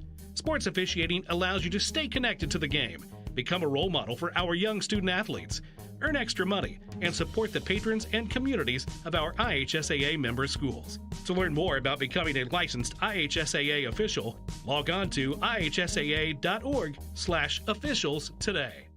When moving into a new home, we ask ourselves questions like, who is the best internet provider in town? Well, have you considered locally owned 9-Star Connect? We've become the fastest, most reliable, and dedicated fiber-to-the-home internet company in central Indiana. Our internet packages have been modified, and we are changing speeds at a more competitive price. So give us a look. Visit us at 9starconnect.com. 9-Star is a different kind of company, and the difference is you. This is your IHSAA. This is your state. This is your high school. This is your athletic association. Fans, I'm IHSA Commissioner Paul Knighty, and we're here to make sure that all of this remains yours. This is your state. This is your community. This is your IHSAA. I live in a rural area and I am an electric and internet customer. One day I received a check in the mail and I didn't really realize what it was for. Something that I really didn't realize, that I was getting money back for the services that they give to me, which is nice. Being local, you don't really see that from bigger companies. 9-Star is different than others. 9-Star is a different kind of company, and the difference is you.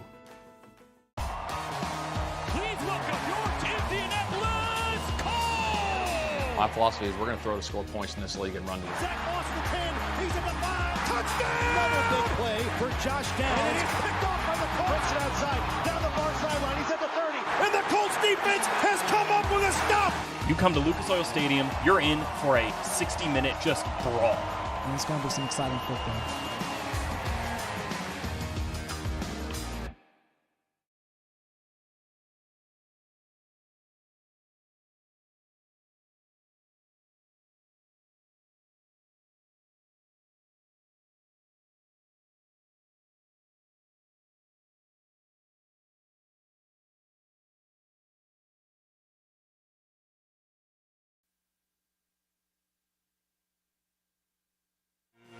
All righty, folks, and welcome back here to Morristown High School here We're in the Hive, home of the Yellow Jackets, as the Eastern Hancock Royals are set to take on the Morristown Yellow Jackets.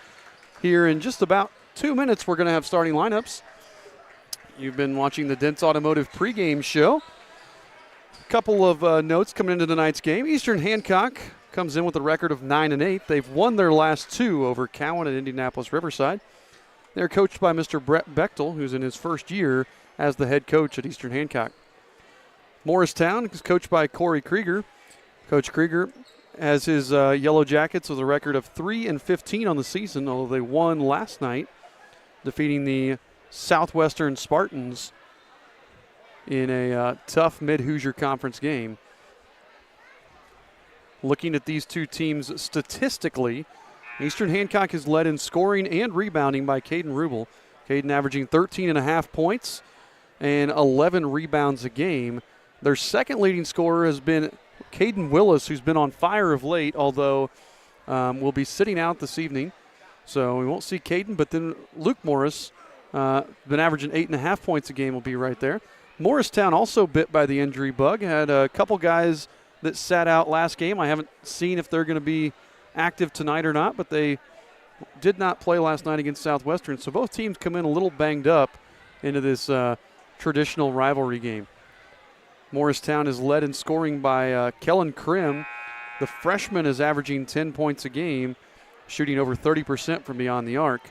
Their second leading scorer is Colin Kinninger, who is averaging 8.5 points, 6.5 rebounds.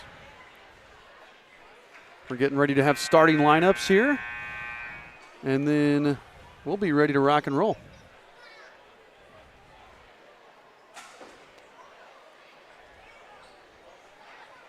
Look at the schedule here. Eastern Hancock has played.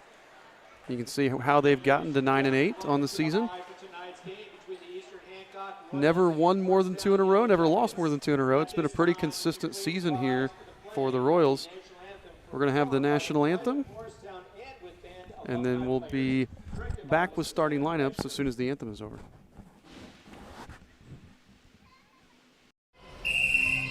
Some see a student athlete working on a shot. We see a powerful lesson in persistence. Some see a student preparing for success on an exam. We see a student athlete preparing for success in life. Proud to keep education in front of athletics since 1903. Attention car owners. Has your vehicle seen better days? Introducing Dents Automotive, your go-to solution for those unsightly dents and dings. Our expert technicians use state-of-the-art techniques to restore your car's beauty like magic. Whether it's a minor ding or a pesky dent, we've got you covered. With years of experience and a passion for perfection, we'll have your car looking like new in no time. Don't let dents cramp your style. Visit Dents Automotive today and drive away with a smile. Your car deserves the best. Dents Automotive, where excellence meets restoration. All right, folks. We got the starting lineups here, as we said. First for the Eastern Hancock Royals. The Royals are led by senior point guard number 32, Luke Morris. Junior forward number 33, Luke Schilling. Another senior shooting guard number 35, Charlie Halcomb. Sophomore forward number 25, Eli Manship. And junior center number 43, Caden Rubel. We'll get into Morristown starting lineup here. Morristown has a proud basketball tradition here. I believe they have 12 sectional titles in their school history. Got a lot. Couple of regionals, a state championship. Their starting lineup here. The junior, number 33, Jacob Hawk. A freshman, number 24, Kellen Krim. A senior, number 31, Kane Snyder. A sophomore, number 3, Owen Renzel. And then the junior forward, number 55, Colin Kinninger. And we got a good officiating crew tonight, too. This is a tournament caliber crew. It always helps. You love having a great officiating crew. They're playing Sirius here as the introduction for those old enough to remember the Bulls teams in the 90s with Michael Jordan and Pippen and the crew. That's what they always came out to. Such a really cool basketball atmosphere. Again, this is a school that has a tremendous basketball history. We'll talk about that as we go, and the Royals are going to get the tip, and they'll start with the ball. We saw almost exclusively zone in the JV game. Now it looks like we're going to see man here in the varsity game from the Yellow Jackets. Royals get it right inside to Rubel. Fadeaway jumper, no good. Rebound is pulled down by Jacob Hawk. There's Krim with the ball, the freshman. Like I said, the leading scorer for them. Gets it over there to Snyder. Snyder uses the Renzel screen. Tip back over to Krim up top. Charlie Halcomb runs out at him and forces the turnover. Luke Morris going the other way. Luke lays it up, no good. And there's Kinninger with the rebound. Yeah, and that was a really good take from Luke. He just couldn't get the roll for it to drop. There's the roll, Krim to Kinninger, and Kinninger lays it in for two. Morristown off to the quick 2-0 lead. Yeah, a lot of confidence here early from the Yellow Jackets. Playing in front of a huge homecoming crowd here. Ball gets through. Luke's going to get an open three from up top. Leaves it short, misses everything. We saw that in the JV game. A lot of bad misses. Just, like far off misses. This is not an awkward shooting gym. No, we've talked about that lately, the shooting backgrounds. It's not a... This is very similar to Eastern, although painted much brighter with the yellow and black. Yeah, a lot of yellow, not nearly as much blue. It's a good-looking gym, though. Yeah, this is a sharp gym. I like the honeycomb pattern inside the arc also. That ball goes off the foot there. Hawk recovers it. Oh, they're going to get a foul on Manship. Manship thought he had all ball. Let's check the replay on that one. That's a tough one for Eli. Eli likes to play aggressive. Well, he's behind him. I mean, that's not a bad call from the official. No, but he picks up that early foul, and that's... With no Willis tonight, our bench gets a little shorter. Although Shaw has been playing much better of late, so there's another. Krim takes it up. He's going to draw the foul. I think that's going to be Morris. Nope, that's Manship again. Oh, wow. So Manship just picked up his second. Yeah, we're not even 2 minutes in. Oh, that probably should have been Morris. Yeah, I thought it was Morris who got him. Manship got beat, but Morris was actually the one that fouled him. Krim at the free throw line sinks the first. Krim's a 63% free throw shooter on the season. You gave it that one to us, Scott. Nope, my bad. I'll fix that. Krim's second is perfect, and they lead 4-0 here with 6:23 to go in the first quarter. I think we need to go back into the big guy. Yeah, we've gotten a couple good looks, but just like what started us in the JV game, although Rubel's going to pull the trigger. Manship with the offensive rebound, kicks out to Halcomb. His three, no. Tipped around, Morris fighting for it. Now we have a jump ball. Looks like that was Hawk and Morris fighting for it. It's going to be jump ball. It's going to go to the Yellow Jackets. I like how we're crashing the glass here, though. Yeah, that was nice. We had a lot of guys inside the paint. Now some full court pressure for the Royals. Renzel going to bring it up, guarded by Schilling.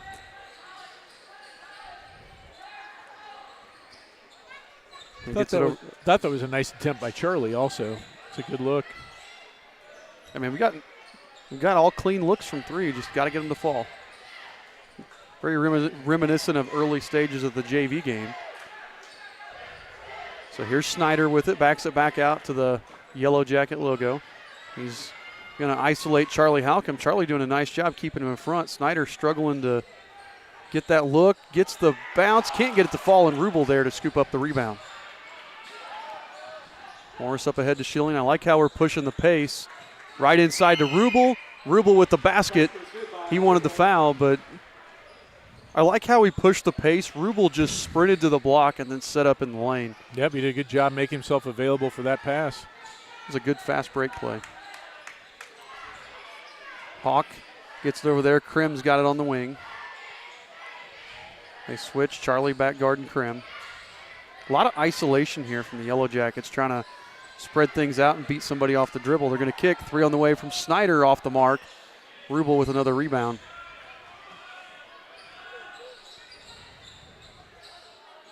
Morris finds Rubel. Another 3 on the way from Rubel. No good. Morris does grab the rebound, gets it over to Schilling. Schilling puts it up and in for 2.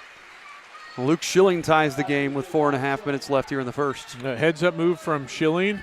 He gets that pass from Morris, goes straight to the basket. Don't let him set up. Hawk up top with it, gets it to Krim off the screen. Back to Hawk, back to Krim. Nearly stolen away. Kicks it over to Renzel, who buries the 3. Or Renzel, sorry. And right now, the refs are letting them play physical. Yep. Short of that one foul on Manship, they're really letting us play. Usually this type of physicality can benefit the Royals. Rubel gets tied up. We're going to get a foul on Renzel. That's going to send Caden Rubel to the line to shoot a pair. I think we're kind of fortunate there to have them have committed a foul. Caden put the ball on the floor, let the other defender come in. He didn't catch the ball quite as low as he normally does, and so when he turned to pivot, he had to put it on the floor to get closer to the rim. Yep. Caden too strong on the first free throw. Yeah, right now last couple of games he's been hitting at least one of every pair. So it's always been the second one. Yeah. We saw Braden Keithley. We saw him in the first quarter of the JV game. Keithley came in here. There it is. And Keithley wears number 10 in the varsity. He was number 2 in JV. So, yeah, you mentioned he had a nice night last night for him. Yes, he did. I never saw statistics, just watching him play. He looked pretty good. Kenninger gets it right into Keithley. Over here to Renzel. Good cut. Back cut. And that was Snyder with the runner. Coach Bechtel does not look pleased right now because you could tell we've had all week, or not all week, I guess we played on Tuesday. We've had several days here to scout these guys. And that was just a set play. We've got to be there for that. Manship in the high post swing. Oh, we were one more away. Going to back it back out. Coach Bechtel going to set something up. You got nice. Schilling for the wing. Got it. Yep, and they had Charlie down the corner if he wanted to, but nobody stepped out to Luke. They were so worried about Rubel on the slip or Charlie in the corner that they left Luke, and nice to see one fall here early. Keithley drives with the left hand. Another back cut there to Krim. He lays it up. No good. Rubel with the rebound. Yeah, and again, that physicality, I think Luke kind of got away with one there. That's exactly what I was going to say. That's bodies flying all over. Luke to Rubel, dishes it, and Rubel scores. I love that Rubel is going to the basket like that. I know he can hit the threes, and he's taken a couple tonight, but he is really hard to stop when he's got his momentum going to the basket. Snyder out to Keithley. Keithley drives. Puts it up, no good. Kenninger, no good. Schilling with the rebound. And he's off and running. I like the pace that we're playing. I love this. Charlie deep 3, another air ball. But I love this pace, this up-tempo. We haven't seen this all year, have we? No, but we don't typically play this fast. Not with the team that we've got this year. But I love this tempo. You got to go at least fast enough not to let the defense to get fully set. Yep. You got to work a little harder then. Keithley's going to use the screen. Gets stuck there in the paint. Kicks it out. That wasn't Keithley, it was Renzel. Now Keithley's got it. Over here to Snyder. Inside to Kenninger. Kenninger can't do anything with it. Rubel just kind of staying between him and the basket. Snyder back out. Kenninger's going to pull the trigger from 3. No. Rebounded by Schilling. Schilling dead leg there, almost traveled. Halcomb in the corner, hits Manship in the high post. Yes. And then Rubel with the basket and the foul. And very fortunate on that. That ball, I think, came in a little hotter to Rubel than he thought it was going to. It was what a look from Manship. That ball came out of his hands quick. Shaw and Powers check in for the Royals.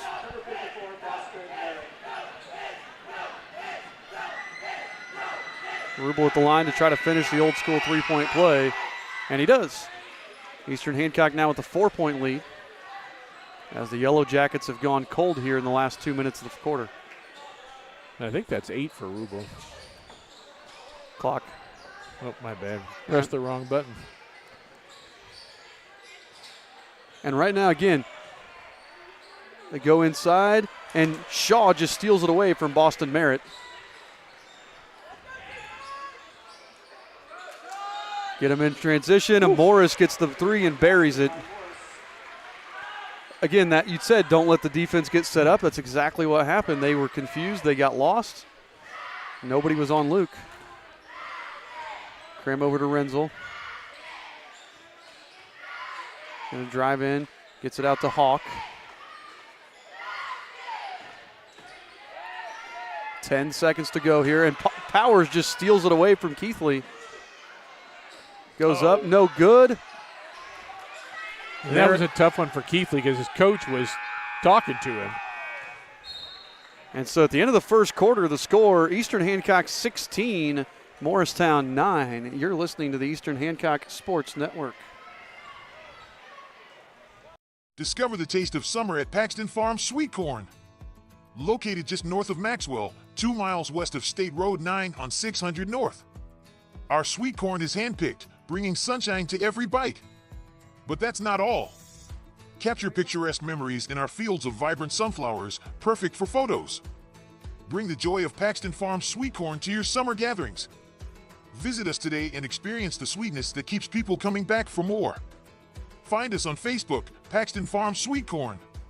Paxton Farm Sweet Corn, the sweetest taste of summer. All right, here, folks, getting ready to start the second quarter. Eastern Hancock closed that quarter out on a really nice run.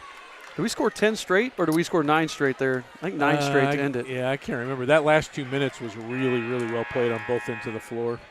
We said right now these officials are letting them play physical. There was only, 3 fouls called in that quarter total? And so, as we've said, physical teams this year, like Luke Morris loves to play physical defense. Yep, and right now he's being physical with Krim, and, that's kind of playing into our hands. So unless they start changing the way they're playing, this could they're in a zone now. So Schilling for 3, no. There's Kinninger with the rebound. He's off and running with it. Leading the parade by himself, and Rubel thought he got all ball. Let's watch the replay and see. Nice take there by Kinninger. Oh, Rubel swatted down on it. That's what it was. Yep, and that was a little bit of a positioning thing too. Hey, we got asked, did the JV win? Yes, they did. It was around 10 points, and I remember what the 30-19. Okay, so Kinninger hits the first. He's a 53% free throw shooter. Yeah, 30 to and Brennan Trueblood was our leading scorer and our player of the game, I believe. Yep, Brennan Trueblood had a heck of a game. A slow start for the Royals, but pulled away in the second half. Kinninger knocks them both home, cuts the lead down to 5.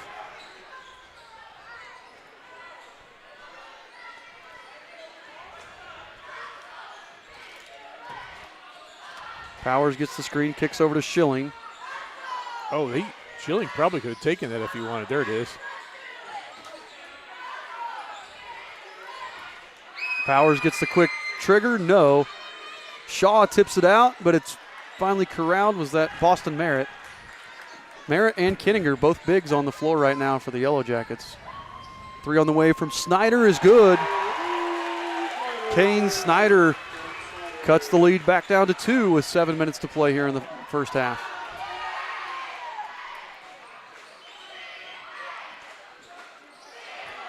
I don't know if Shaw was trying to shoot that or pass that, but I think it was a shot. Morris all around and in. I think it was a shot, and Garrett got the ball knocked down out of his hands and smartly passed it back up top. Hawk gets cut off. Gets it over there to Kinninger.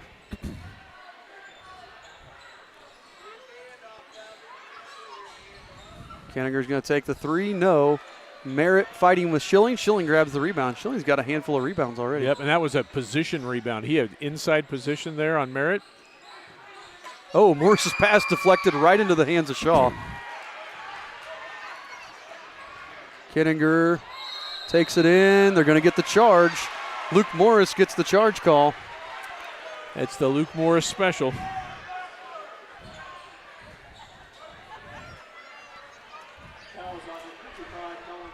And that was an easier one. Kittinger just got a head full of steam, and you could see that one coming the whole way. I was going to say, when your post player is on the fast break like that, he's not very often going to get the blocking call. No. Yeah, the 6'4" guy knocking down the 5'9" guy, you're not going to usually get that. Morris drives, dishes, Charlie Halcomb, 3, perfect.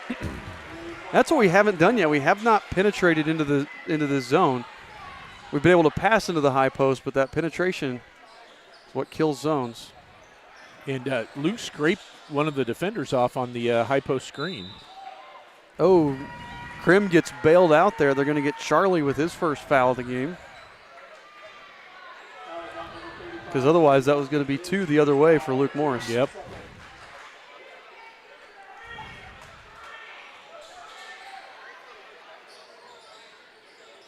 Nobody to get it into. Finally lobs it in deep to Dalton McMichael, who checked in. We saw McMichael in the JV game as well. Renzel kicks. Snyder, corner 3, air ball. That is, again, Rubel had position, and there's nothing they could even do about it. Easy rebound for him.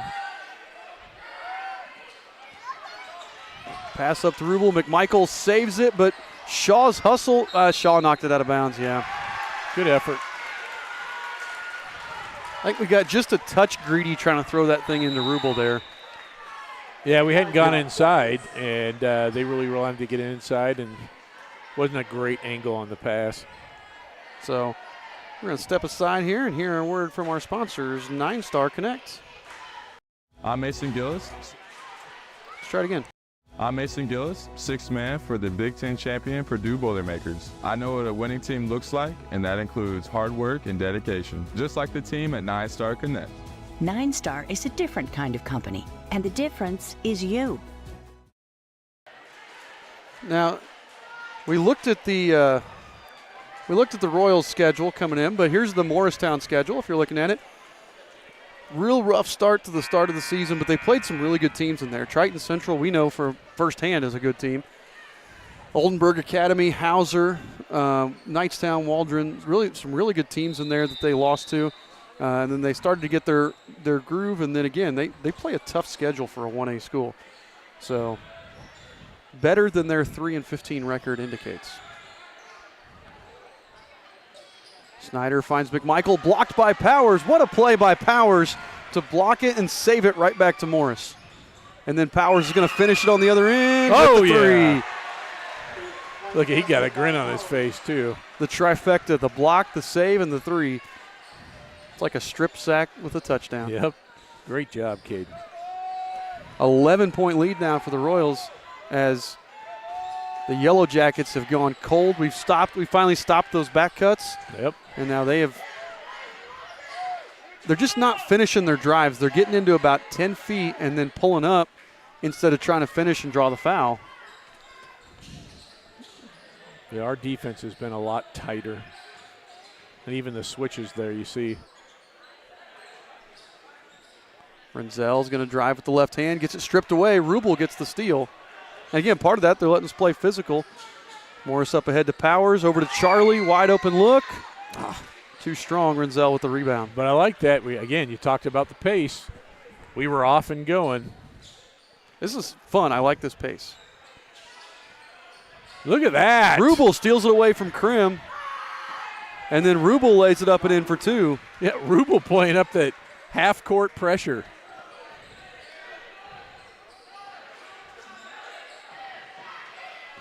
(27-14). Eastern Hancock leads by 13.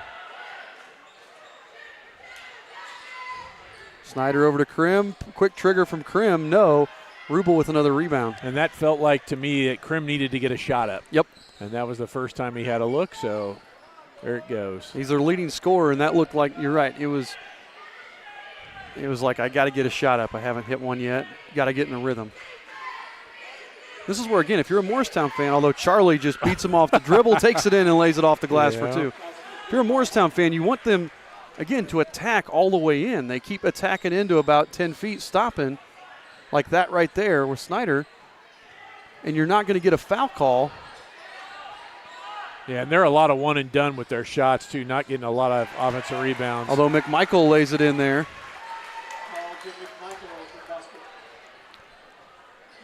29-16 with 2:50 to go here in the first half.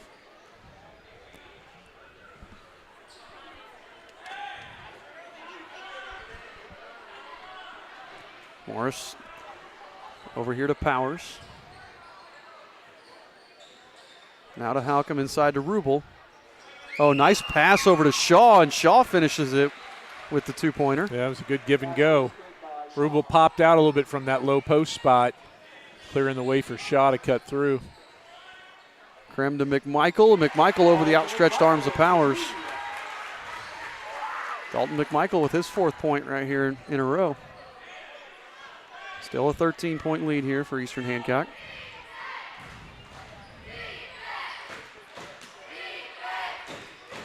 Rubel the turnaround.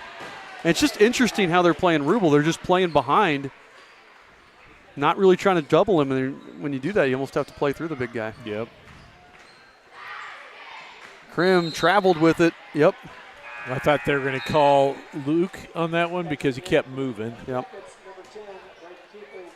And Luke's gotten away with several tonight, but that was actually a pretty clean one. Yeah. Some substitutions here. We have, let's see. Kenninger came back in, and I can't see the others. Keithley came back in. And Hawk came back in for the Jackets. Yeah, they're just struggling to get anything consistent going on offense. Morrison to Shaw. Out to Charlie. It's saved right into Rubel, who goes up and, just can't get it, but gets his own rebound and gets fouled. And Rubel's going to go to the line to shoot 2. See who that's on. If that's Kenninger, it's his 2nd. Nope, it's going to go on Braden Keithley. I almost think if you're Morristown, you got to go back to the man-to-man. That at least forced us to have to work. Right now, we're just taking the zone apart. We're just moving the ball really well. I know they got a deflection on that one, but right now we're moving the ball well and getting those. Rubel hits the first. Just getting the open looks.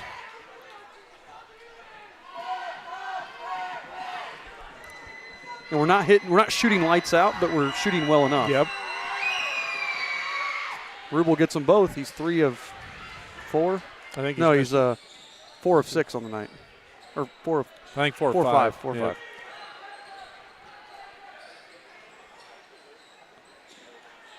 Tipped away there. That goes out of bounds. I'm going to say that one was off Luke Morris as he poked it away from Kane Snyder.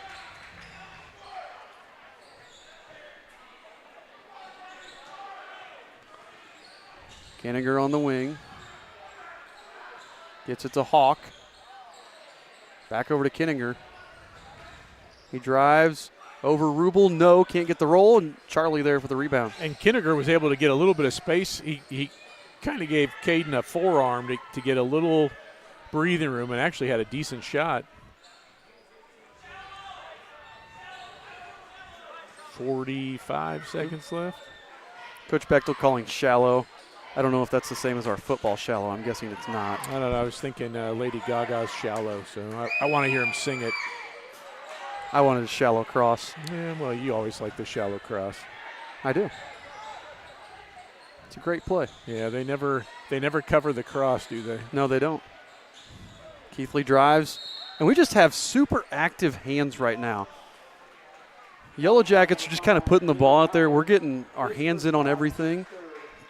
Powers gets called for the foul there, but that sounds like a superpower or something from Mortal Kombat, super active hands. Could be. Krim with the ball, 20 seconds left here. They trail by 17. This feels like a fast half to me. Yes, it does. Kenninger hands off to Krim. Oh, they're going to call Rubel with the foul. I think that's going to be a second. That is his second. I think we got a couple of guys with 2. Nobody in foul trouble. I think he and Manship both have 2. Schilling's going to come in so Rubel doesn't pick up a stupid one here in the last 10.5 seconds. Not that he would do that. But if they tack the rim, you don't want him to absolutely swat down and pick something up. Sometimes you get one inadvertently. Good Krim, defense. Yeah, great defense there on Krim. Kenninger with the floater way off the mark, and Shaw grabs the rebound, and that'll do it for the end of the first half. The score, your Eastern Hancock Royals 35, the Morristown Yellow Jackets 18. We don't have anywhere to write stats, so we're going to have stats from our official statistician at the end of the halftime break. So we'll step aside, let you listen to our Dave's Express Care Car Wash halftime show, and we'll be back with halftime stats after the break. Looking to give your car that sparkling clean shine it deserves? Look no further than Dave's Express Care Car Wash. Conveniently located at 1749 West Main Street in Greenfield, Dave's Express is your family-owned and operated car wash destination. Choose from our wide range of wash packages. And while your car gets pampered, you can indulge your taste buds at Dave's Express Grill. Have a bite of the world-famous Super Tenderloin Sandwich. Dave's Express Care Car Wash, where exceptional service meets unbeatable value. Experience the difference today.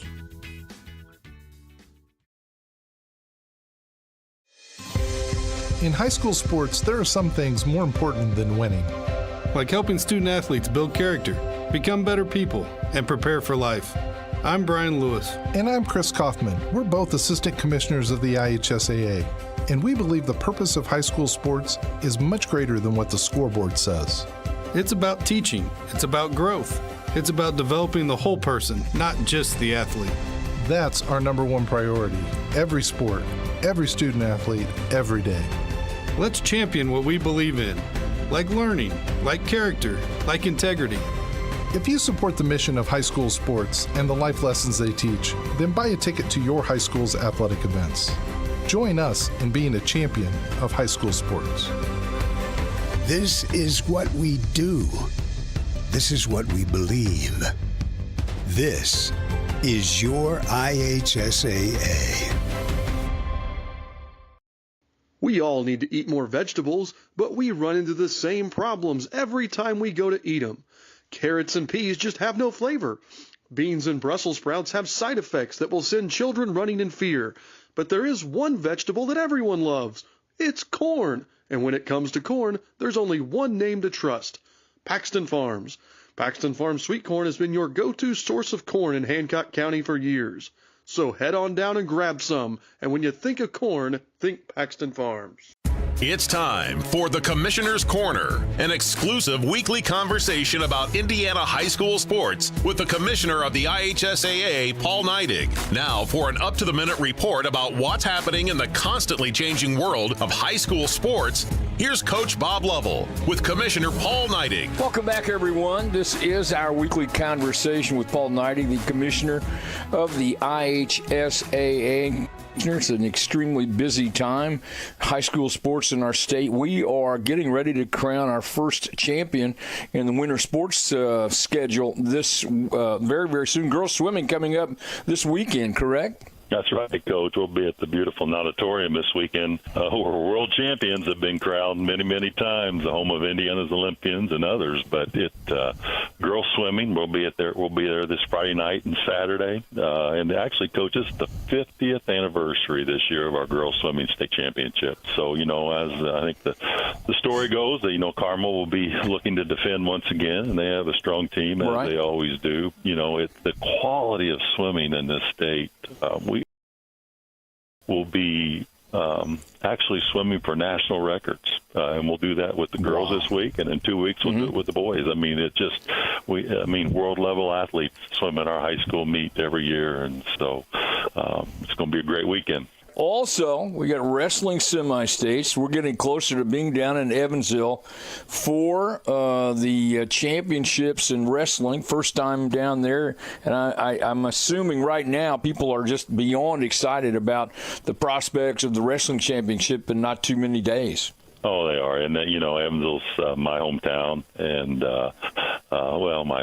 Poseyville's my hometown, but Evansville's where I live, and it's that community is excited. They're throwing out they've got keys to the city and the red carpet, and the shuttle bus is warmed up to put a great show on for the people that'll be visiting Evansville. Many people will be getting there for the first time, and the Ford Center will be an exciting place because we anticipate sellouts for all sessions, and again, the quality of wrestling is really strong, and Evansville is ready to host. I know they've been working hard, and they're prepared to put their best foot forward as we show up there in 2 weeks. Regionals and girls basketball coming up, and as we're talking about championships, we're also talking about pairing shows. The boys pairing show will come up on the 19th of February, and this weekend, the semi-state pairing show coming up on ihsaatv.org. Tell me about the pairing show coming up for the girls semi-states. Yeah, Coach, it's something new that we started last year, and we had a slight tournament change, and it was met with, I think, a lot of success. But on Sunday at 2 o'clock, we're going to have a draw show for the semi-state pairing.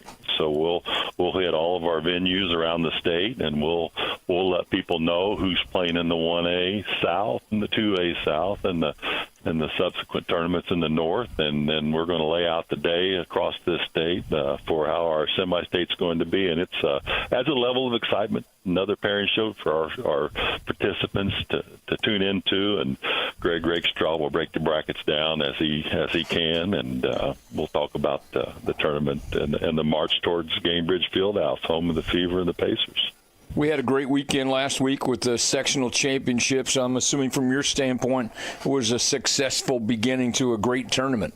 It was. We had great crowds. I mean, our staff was across the state attending those games, and I watched several on IHSA TV, and the crowds were just phenomenal. And I'm always thankful that community still matters, and people want to get out and support their local teams as they always have, and they're still out there doing it in great fashion in this state. Don't forget, everyone, get out and support your student athletes in your community. We have girls swimming at the natatorium this weekend, wrestling semi-states going on around the state, the pairing show for the girls tournament, semi-state pairing show, 2 o'clock on Sunday, and the boys pairing show, boys basketball championship pairing show coming up on the 19th of February. Commissioner, thank you so much for all you do. Thanks for taking time. Enjoy the busy weekend, and we'll look forward to our conversation next week. Absolutely, Coach, and you have a great week, and we'll talk soon. Thanks for listening to The Commissioner's Corner with IHSAA Commissioner Paul Neidig and Coach Bob Lovell. And thank you for your continued support of the high schools in your community. One thing I love about 9-Star is seeing how much this cooperative gives back to our community. They are always sponsoring and supporting our youth organizations. This is a huge part of our community and makes it a great place where we live. I encourage everybody to realize what an asset this 9-Star cooperative is. They give back, and they have so much to offer. 9-Star is a different kind of company, and the difference is you. Not everyone can be a champion in high school sports, but everyone can be a champion of high school sports. That's right. Fans and parents can be champions. Coaches and officials, educators, and the media can all be champions of high school sports. I'm Paul Neidig, Commissioner of the IHSAA. And I'm Assistant Commissioner Janie Ulmer. Being a champion of high school sports is about so much more than winning and losing, setting records, or raising trophies. It's about supporting the mission of education-based athletics, preserving the opportunity for student athletes to grow and develop in the second classroom, and to protect high school sports for future generations to come. Champions of high school sports are just one of the many reasons that education-based athletics in Indiana are so special. All right, folks, we're back here getting ready to start the second half from Morristown High School. Coming at you with some stats here. Eastern Hancock, the Royals are led in scoring by number 43, Caden Rubel. He's got 14 points and 6 rebounds. Luke Morris has 6 on a pair of three-pointers. Charlie Halcomb with 5, Luke Schilling with 5, Caden Powers with 3, and Garrett Shaw with 2. Eastern Hancock is shooting 35% from downtown. Morristown only shooting 25% from deep. But I think the story of the game right now is the turnovers. Eastern Hancock with only 1 turnover. Morristown has 6. And those turnovers have almost exclusively led to points for the Royals. So that's been a key difference in the game, is not just the turnovers, but turnovers that lead to points. We'll get underway. It's the starters for the Royals out there. Halcomb, Schilling, Rubel, Morris, and Manship tonight. Manship with a couple of early fouls. Rubel with a couple of late fouls. Let's see. Kinninger, Krim, Snyder, Hawk, and Renzel for the Yellow Jackets. I think Kinninger had a couple of fouls too. I know he had 1. I'm not sure if he had 1 or 2. Krim with the ball, gets it over here to Snyder on the wing. Snyder drives with the right hand, gets cut off. Gets it back out to Krim.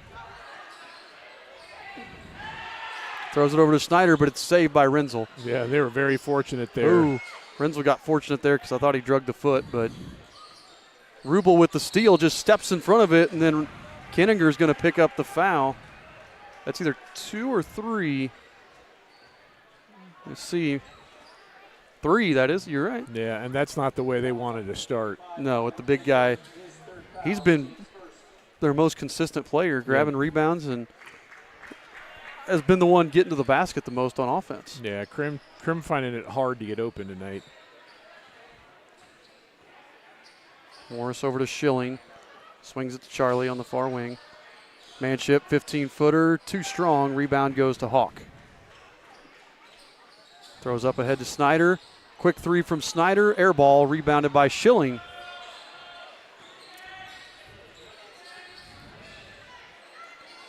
Finds Morris. Good extra pass into Manship, and Manship lays it in for his first points of the game. And that's kind of how we've been moving the ball since they've gone to that zone. They're not being able to keep up with us. Krim drives over to Snyder. Back to Hawk. Hawk gets the screen from Kinninger. Back to Renzel. Eastern Hancock leads by 19 right now, and Schilling's going to kick that one out of bounds. Braden Keithley's going to come in for Snyder.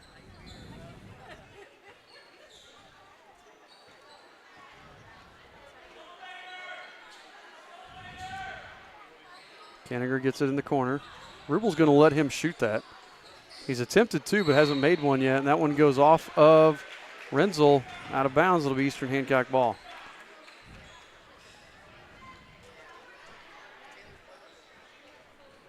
Coach, go ahead. I feel like we're playing with some confidence right now. We're not in a hurry, but we're playing quick. It's the old John Wooden right there, just like that. Oh, Kinninger got in there. I think blocked Rubel's shot. Manship, though, with the offensive rebound. Back to Rubel. Rubel's got 16, and the lead's now over 20. And they haven't had an answer for Rubel since the game started. Kinninger way off the mark. Morris with the rebound up ahead to Rubel. That's going to be a charge. Yeah, and we saw that the other way on Kinninger. I saw that one coming. Watch the replay here. Hawk does a nice job getting back, and Rubel might have caught him in the face with an elbow as he tried to step through there. Hawk took that one like a champ. Schilling's going to pick up. Is that Schilling? Sorry, trying to see around things here. Yeah, and they didn't even inbound it. No. So Rubel now with 3. Schilling just picks up the foul.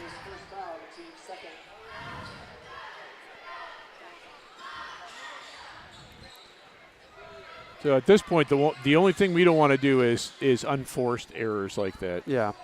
Just play clean. Keithley back over to Krim. Krim working on Charlie. Charlie doing just a really nice job keeping everything in front here. Krim gets around, but can't do anything with it, and another turnover there for the Yellow Jackets.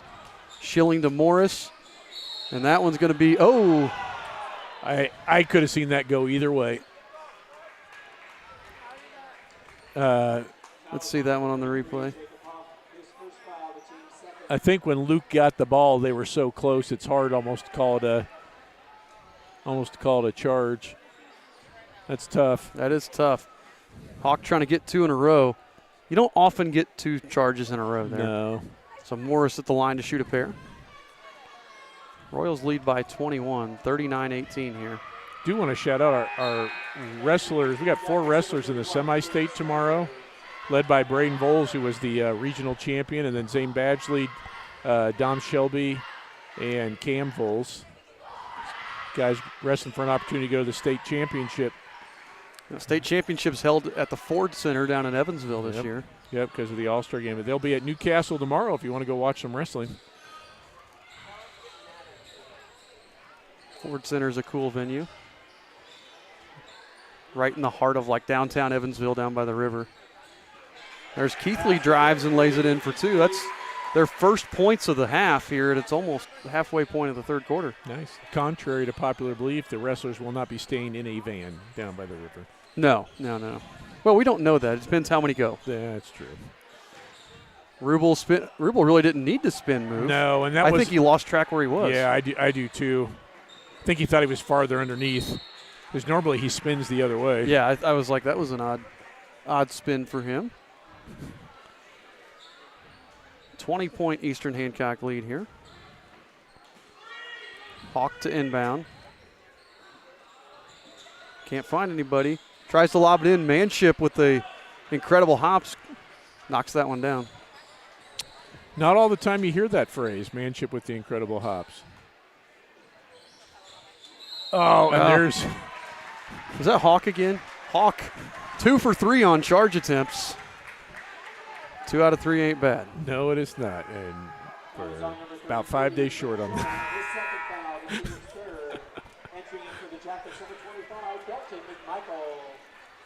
Luke, I saw what you were doing. It's a tough call. McMichael's going to come back in the game. I just want to call him Mongo. No. Kenniger's going to take it. Go up strong. I think he was just trying to get something to happen there. Yeah. I mean, again, they've only had 2 points this quarter. He's just trying to get something going at the basket, see if he can get a foul. Keithley picks up that foul, though. It's kind of turning into a foul fest now. Yeah. Both teams with 3, still over 4 minutes to go in the quarter.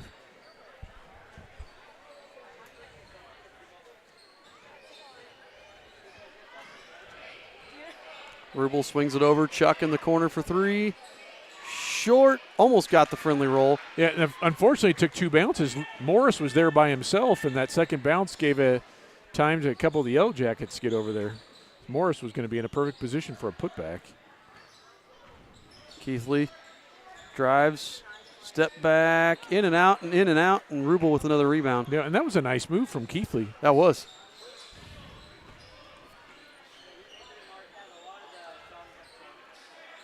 Manship goes right into Rubel. Schilling's going to drive, cut off, back to Morris, back to Rubel. And Kenniger's got 3, so he's got to be careful. Rubel's going to step out, pop from 3, and drill it. He's been good for at least 1 3-pointer pretty much all season. Yes, he has.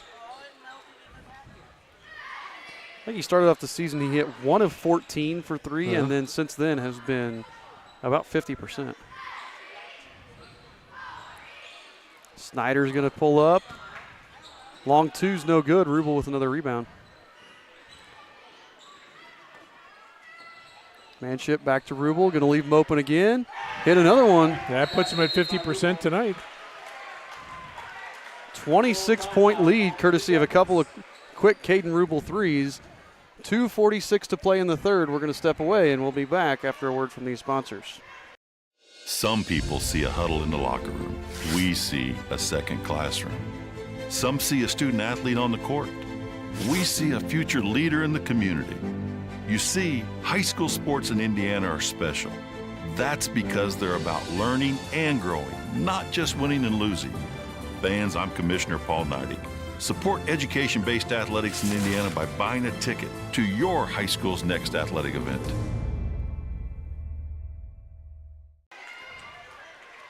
So Scott and I were just talking in the break.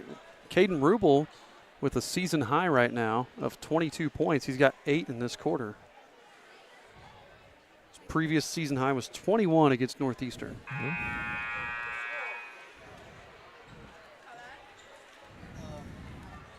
It's kind of incredible. We've had 2, 3, 4, 5, 6. We've had 7 guys score in double figures this year at some point. That's fantastic. Very, very well balanced offensively. Mm-hmm. Although we are led by Rubel, and I would assume Willis has got to be. Willis is our close. second leading scorer. With he averages 9 a game.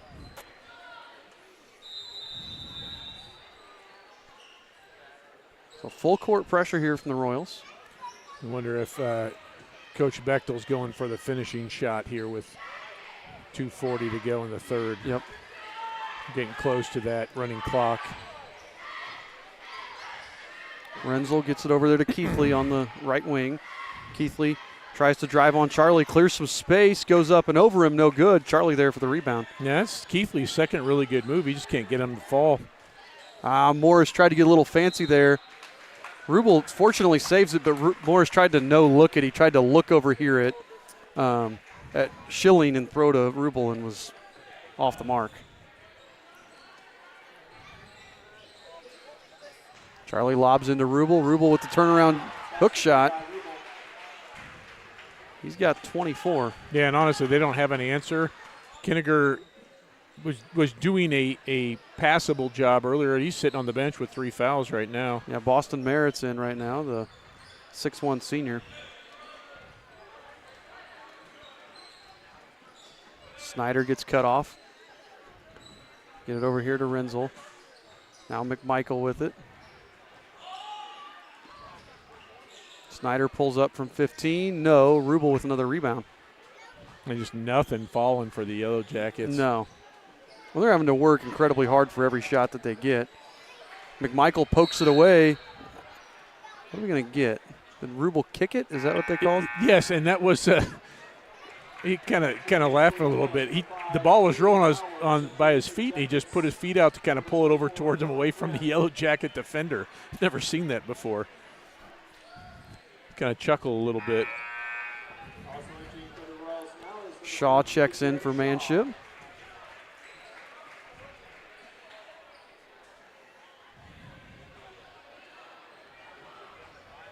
Shaw has the best hair on the Royals team. Yeah, that's not arguable.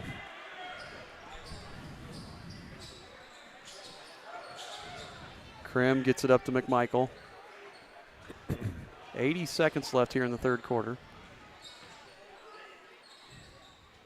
Keithley's going to drive, get to Krim. Krim walked with it, there it is. Gets through. Coach Bechtel wanted the travel call, but not going to get it. Krim lays it up and in for 2.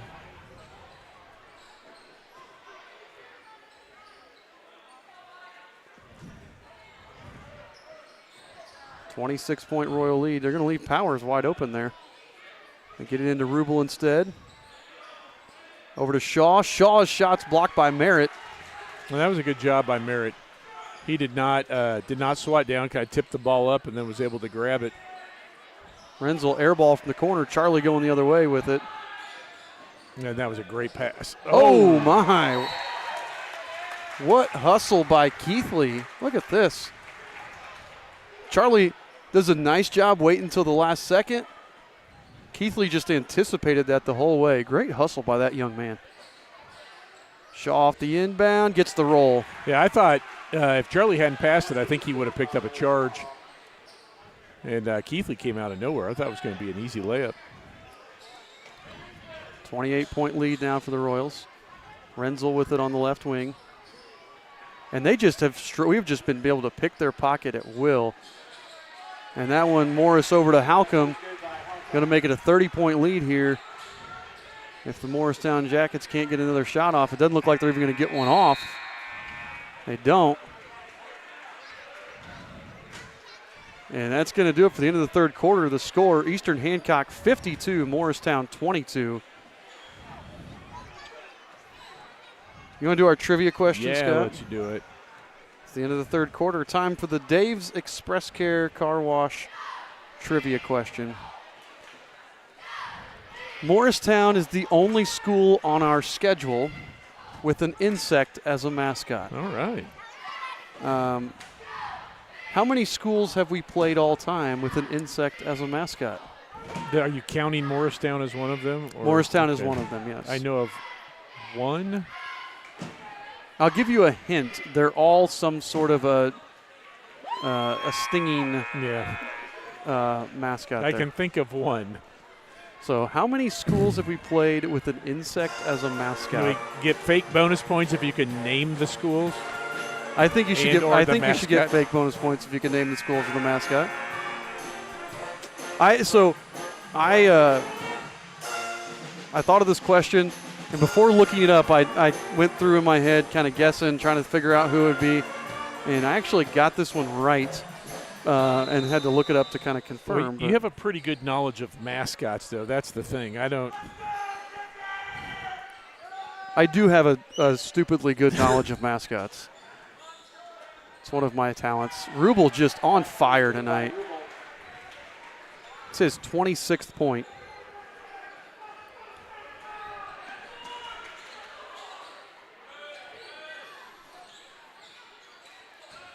Into Kinninger, he goes up and over.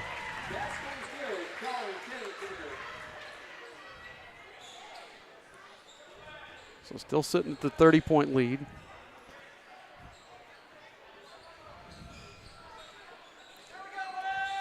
So go ahead with your guesses. What are the other teams we've played in with an insect for a mascot?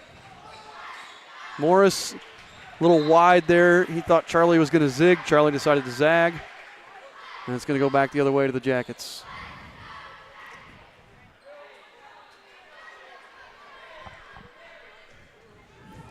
Keep thinking of the Fort Wayne Mad Ants. Unfortunately, we don't play in the NBA G League. No, we do not. Rubel with the steal, tips it to himself. Have a couple guesses of Beech Grove Hornets. Yeah. No, we've never played Beech Grove in boys basketball. Rubel with the basket and the foul.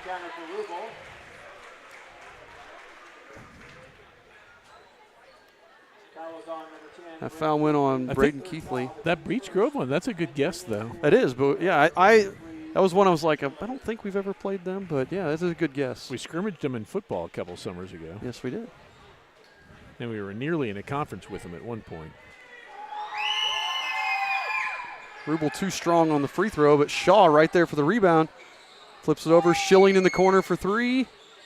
Too strong, and Keithley there for the rebound.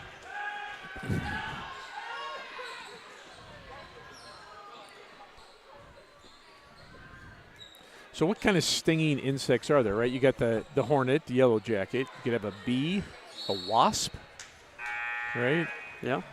You have a flying spider. I don't know of any flying spider mascots. That would be frightening. Spiders don't need to fly. I mean, mosquitoes? Well, they bite. They don't sting. Yeah. Snyder in the corner with it. Over to McMichael. Kinninger drives, puts up the shot. He wanted the foul, didn't get it. He's down hurt. I think okay. They've let the contact go this tonight. They have. So that with some crews that might have been a foul. In this case, it just turned into a wild shot. Yeah, he went up. I think he landed on. I didn't replay it on purpose because it looks bad. He landed on Rubel's foot when he came down there. I feel like those are the worst ones. You land on somebody's foot, you got no chance to stabilize your foot. Yeah. So while we're doing that, I got a couple guesses here. That's the one I thought. The Howe Hornets. Yeah. Dana gave us the Howe Hornets. We had a couple of people guess the Howe Hornets. Howe Hornets, that is one of them. You're right. Is that the one you were thinking? That was the one I was thinking of. Our fans are going to have to go a little more old school. Yeah. For this last one. Are we talking something like Bogstown? It's a school that no longer is in operation. Yeah. Well, like how? Like how? So maybe the exterminator came by.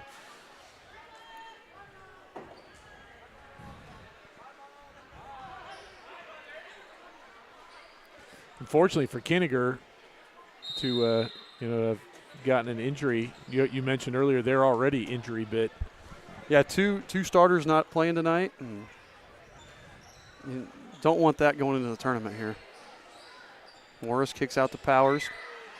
Look at Powers with the beautiful shot there. Yeah, that was a pretty little silky floater. 34-point lead. One more and the running clock will start. I think I need to throw a yeah baby out there for Powers. McMichael over there to Keithley. Keithley drives, gets cut off by Powers. Tough shot, no good, but he's going to draw the foul on Powers. It just looks like they're having to work way too hard to even get a look at the basket. Our defense has been good. Again, talking about letting them play, we've been physical. Just the body language of some of the Morristown players, you can tell they're frustrated by the physicality right now. We've had officiating crews that would, they would be calling it all of those things at this point. Absolutely, yeah. So sometimes it's the luck of the draw who you get. These guys are letting them play. That benefited us tonight. Keithley sinks them both.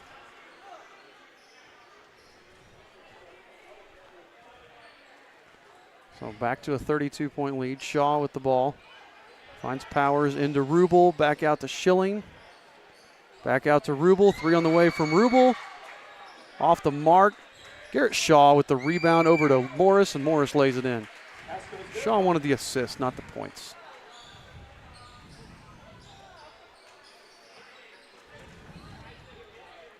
Snyder over here to Keithley. Keithley step back 3, misses everything.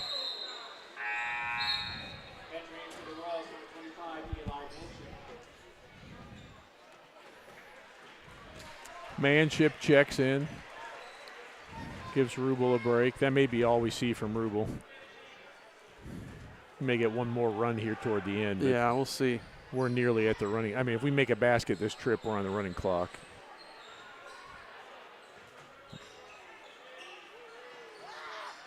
Powers just short. Schilling, though, with the rebound, puts it up and in for 2. Yeah, Morris got popped in the nose, I think. So they only gave us 1 point on the scoreboard. That's what I thought. So I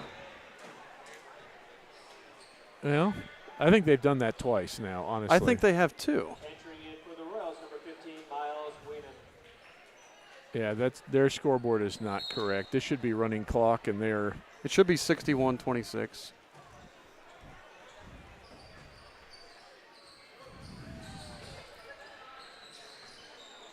I don't know how you missed that. I don't either.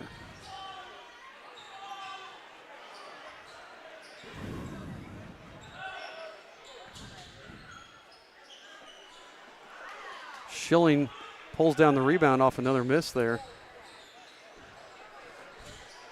Manship over to Schilling. Now to Shaw with it.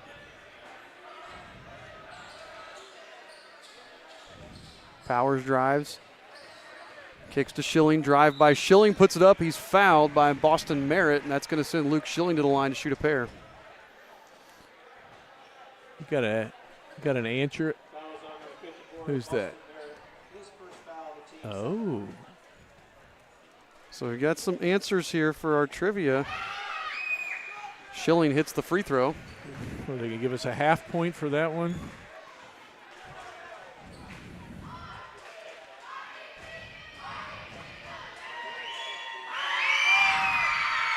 Schilling no good on the second, but that is 35 points nonetheless. Actually, we'll come right back, with the answer to our trivia question. Krim drives, kicks to Keithley. 3 on the way from Keithley's good. It's going to be a little too late here for the Yellow Jackets. Powers to Winnan. His scoop shot no good. Snyder gets the rebound going the other way, gets over to Krim. Krim's going to stop and pop, and he'll bury the 3. And all of a sudden, Morristown's decided to start hitting their 3s. But I think it's going to be too late for them, barring the most miraculous comeback of all time. Shaw to Powers to Manship to Schilling.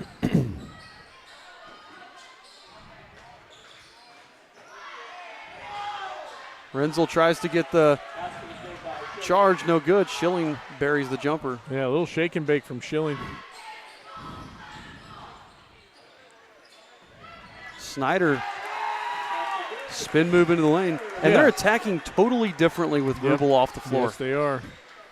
They didn't want any part of going in the middle. It was like the running clock started, and they have just totally changed their style of play here. Shaw to Manship. Corner jumper. Manship buries it. And everybody's caught fire now. 65-34. They figured if the clock was going to run anyway, might as well make the baskets. Yeah.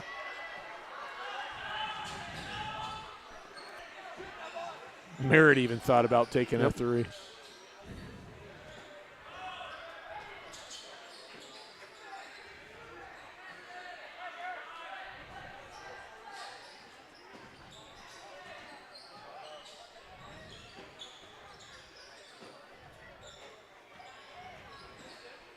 Keithley rises up, buries it.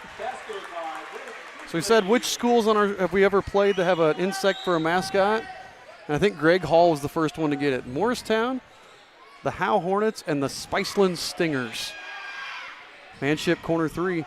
Spiceland, of course, consolidated 1 or 2 years ago with the Louisville Bears and Strawn Indians to make the Tri-High Titans. Is that where the Tri comes from? Yes. Although there was another school in there, the New Lisbon Tigers. So I don't know. They went from New Lisbon, I think, combined with Strawn earlier. I'd have to ask Dave Poff. His dad was the athletic director, I believe, at Louisville when basketball great Marion Pierce was there. Marion Pierce, yeah. Marion Pierce is the second leading scorer in state history, and he graduated in '61. So pre-3-point line, playing for the Louisville Bears. I love the pre-3-point line scoring. It seems absurd, some of the point totals guys had before that. It's like Pete Maravich leading NCAA scorer and no 3-point line. Schilling with the steal up ahead to Winnan. And another block there. Was that Keithley again? I think so. And I think Winnan is going to be happy to get out of the hive. He has not had a pleasant night. No. Oh, and then Schilling got knocked down afterwards, too. Looked like Boston Merritt was going for the rebound and crashed into him. Yeah, they're just going to let things go right now. Yep. So 14 seconds left here. Royals just going to run the clock out.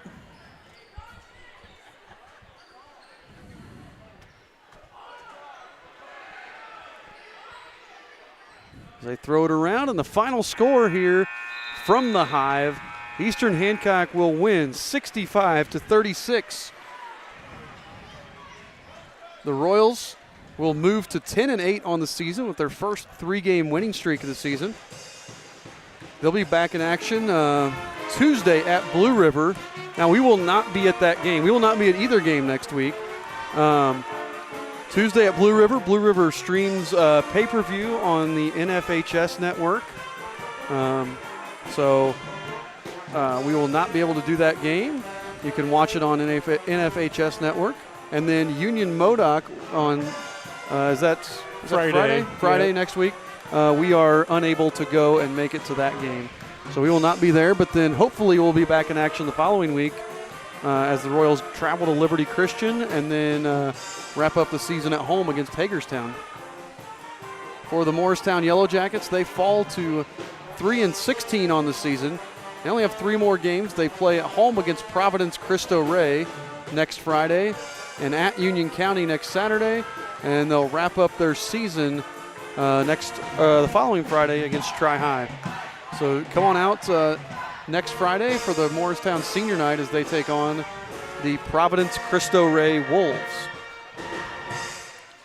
Do want to shout out before we move on. I want to shout out tomorrow the girls playing in the regional basketball game. We'll be there. Yeah, we'll be there on the IHSAA TV. Yep.